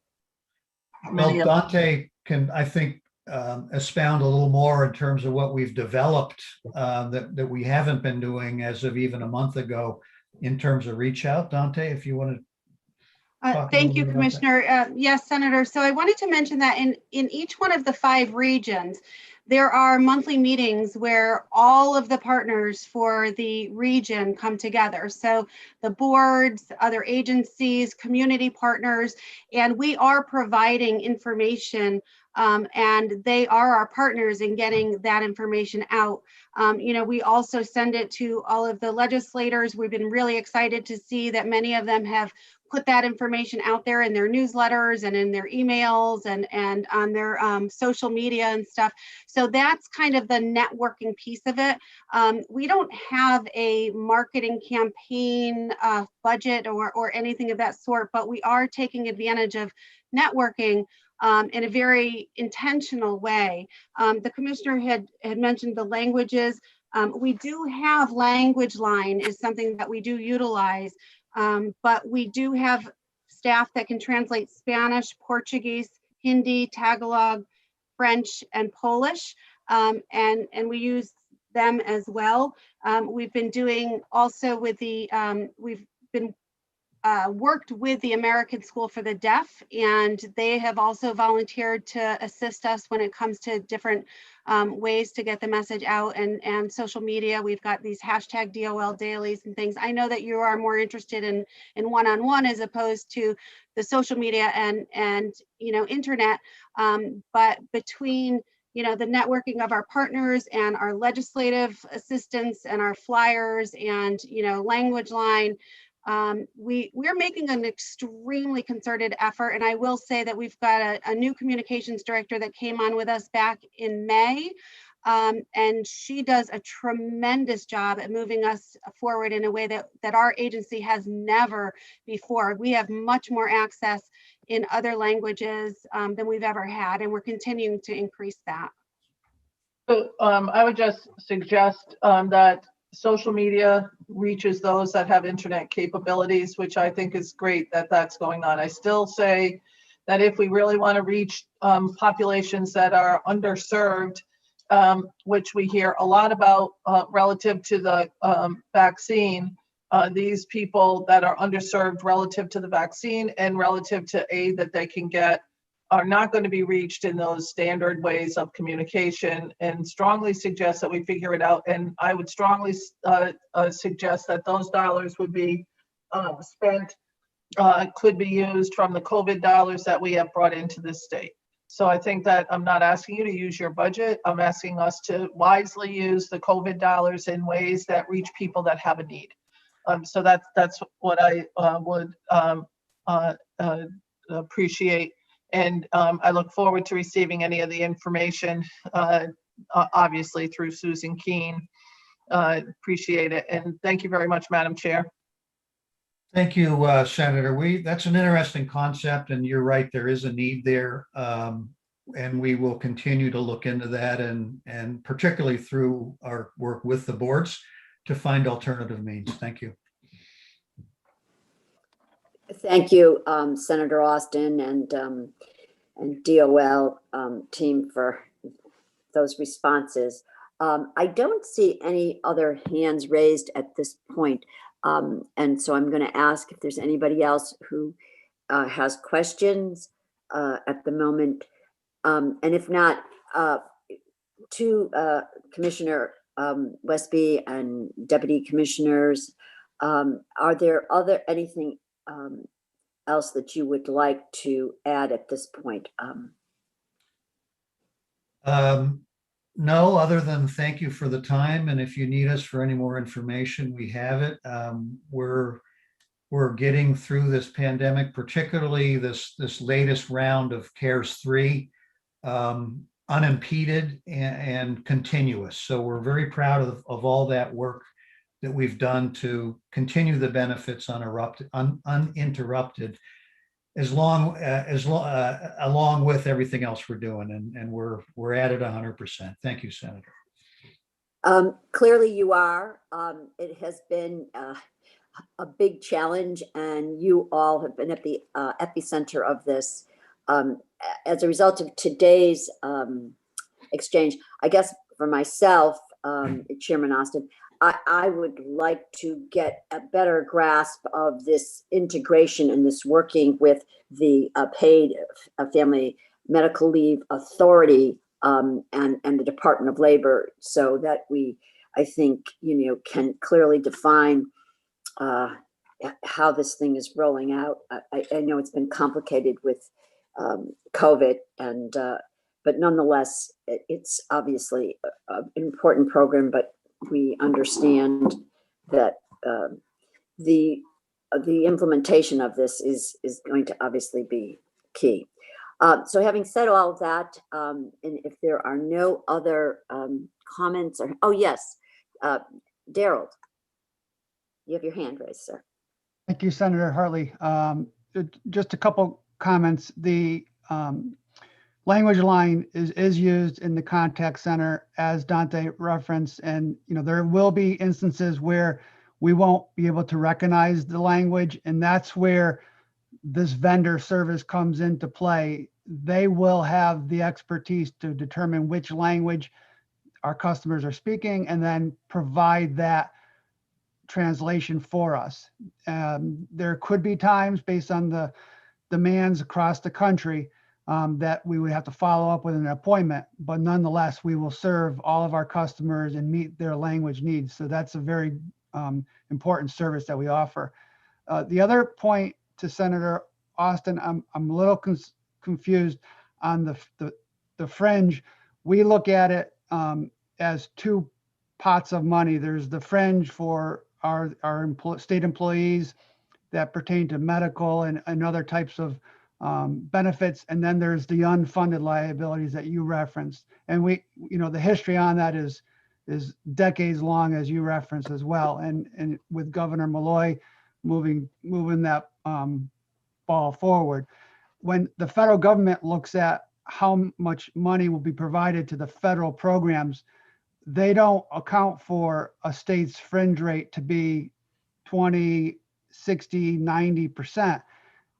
That's up to the state to set as far as their fringe. So what happened in Connecticut with our federal programs, with the economy improving and unemployment getting lower, the dollars for the UI and the federal programs were being reduced, and with the fringe rate collectively going from 40, 50% to 90%, the federal monies would never be able to cover that. And to Commissioner Westby's point, we don't receive dollars, a line item from the state authority to offset those increases or any other expenses. It has to be covered by the federal dollars.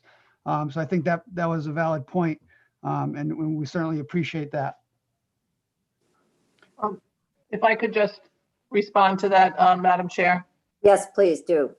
So this number is only going to get higher, in particular as we have less employees. So the lower number of employees increases the cost of the unfunded liability, which people have long not understood. My point is, having two separate line items, having an unfunded unfunded liability line item and a current liability relative to benefits is a way for you to explain to people who ask the question, why are Connecticut's employees so expensive? The Connecticut employee is not that expensive. It is our inability or our lack of foresight in 80 years of not addressing the unfunded component of it. And we do ourselves a disservice by not explaining that to people. And I think that really this year, I think that I'm going to do that in every line item that talks about the unfunded liability, and even in relative to how you apply for grants or how you receive federal dollars. Because we are not explaining that our employees right now are cheaper than they've ever been. They have less health benefits. They have a far less expensive pension system. But we do them a disservice by adding in on a dollar for dollar basis the cost by dividing the number of employees we have into the unfunded liability and saying that's how much an employee costs. So that's what I'm saying here. And I do appreciate the other component that you talked about in regards to languages and the understanding that there is software out there that can help out. Again, I point out that without reaching into communities that are not forthcoming with government, which is what we're doing by not going and figuring out an outreach component of it. And I suggest food banks to give out information is a way for us to deal with this without going into neighborhoods. We start getting the information out there. We are missing whole communities that come from other countries who their first generation people are not speaking English as clearly as they could.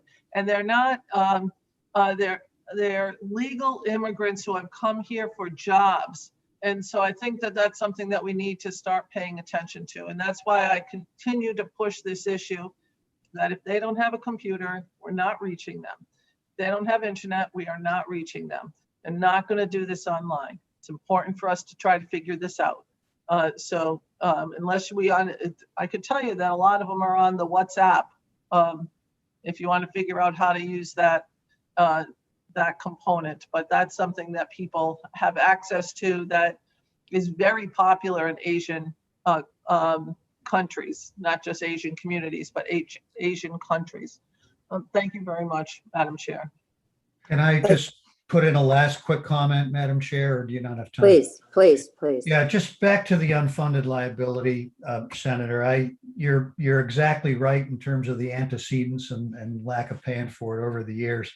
The problem with it, and we've complained about this funding methodology with the feds for years now, explaining the problem, because in Connecticut, the funds also pay for the unfunded liability. So an $80,000 employee costs almost twice as much as that. Therefore, Connecticut, unfortunately, is made the most costly state in terms of the amount of monies per the amount of employees that we can get from the funds. An employee costs about half in Mississippi is what it costs in Connecticut. And we've been looking for a mechanism to try to fix that. They will not recognize that mechanism. So it's been a real problem and a detriment in my ability when I started in 2016 to 2020 to drive down costs. Every time we drove down costs, all of a sudden our overall costs were up 2 months later. And I would ask my business management folks why, and the answer was, well, the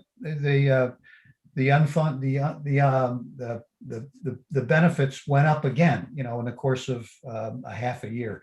So it has been a real detriment in terms of our ability to maintain employment, and it has hurt us in terms of our inability to hire back people, when after attrition occurs. So, but I agree with your antecedents and the reasons as to why it happened. And it's going to continue to get worse. Yeah, and we deal with it every year and make adjustments every year for that, which is extremely frustrating. Thank you, Madam Chair. Thank you. Thank you. Yes.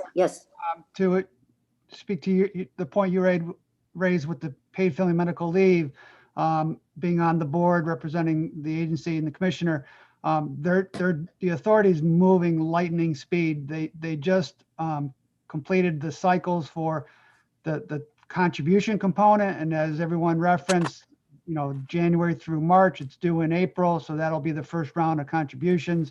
Same thing with July, it'd be the second round. The RFP for the benefits component was completed, and the authority will be awarding that piece of it. So they are moving very, very fast. This is, to me, this is lightning speed, which is exciting to be part of. With the benefits component, they did not include the technology for the appeals, as you spoke to. So that's, this is the great opportunity for us to be involved. We are in and having those conversations between the Connecticut Department of Labor and the authority. We know that this is a piece of technology that is needed, and we'll work with them to make that happen. There's two other levels of appeals that the agency, the Connecticut Department of Labor, is responsible for. That's the private plans. So the Connecticut Department of Labor appeal and will accept any appeals from the private plan. And then the third component is hearings or reviews from the family medical leave go through the legal process within the agency as well. So there's really three components, and one strictly pertains to the paid family medical leave decisions, and then the second one is the private plans, and then the third is the family medical leave reviews. Thank you. That's helpful. And so can you give us associated costs for each of those three categories?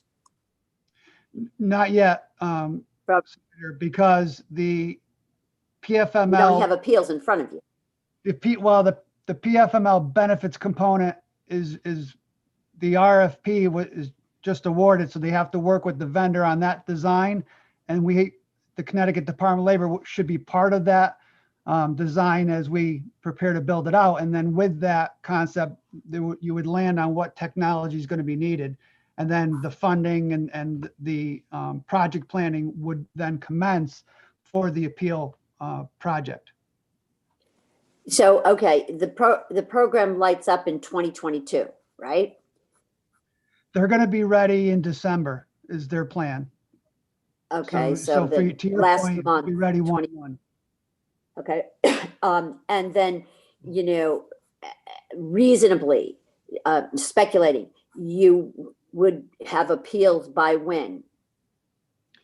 Well, once they make a decision on any case, if it results in a disqualification or would warrant an appeal, the authorities working through a process to make sure there's a review internal, to, obviously make sure the decision was correct before it actually moves towards an appeal. And then once it does, it would be passed to the Connecticut Department of Labor for that appeal procedure process. It's basically a hearing. Right. So let's just handicap this. So lights go on December of 21. Any appeals might happen within 6 months? I would imagine the first denial in which the customer wants to appeal. So it could happen in January or February of 2022. So in view of that, will the necessary infrastructure supports from DOL, are you prepared? Would it be in place? I would say that we will be in place to accept and process appeals. It may be manual at first. As far as technology, it'd be hard for me to speak to technology when we haven't incorporated the platform that would be designed and desired by both entities to serve the customers. Okay, I know this is kind of speculative at this point. And it's kind of like building the bike while you're riding it. So if there is any other instructive information where we are at this juncture in this budget process, we would be grateful to receive that. If it is projections or the like, just so that everybody is kind of aware of these things and we don't get caught flat-footed.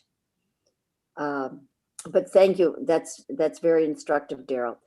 So I once again am looking left who's hanging in here with us. Thank you to all of you who've been with us. I don't see any other questions or comments from DOL. So thanks for being here. And you know that it's an open process. So do feel free to continue to reach out to us as we kind of go through this step.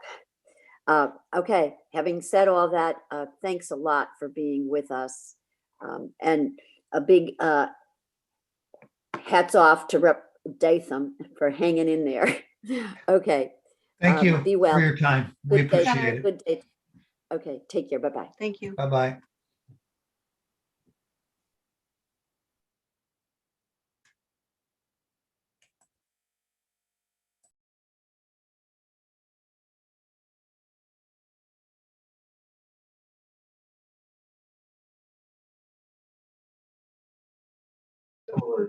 Are we done?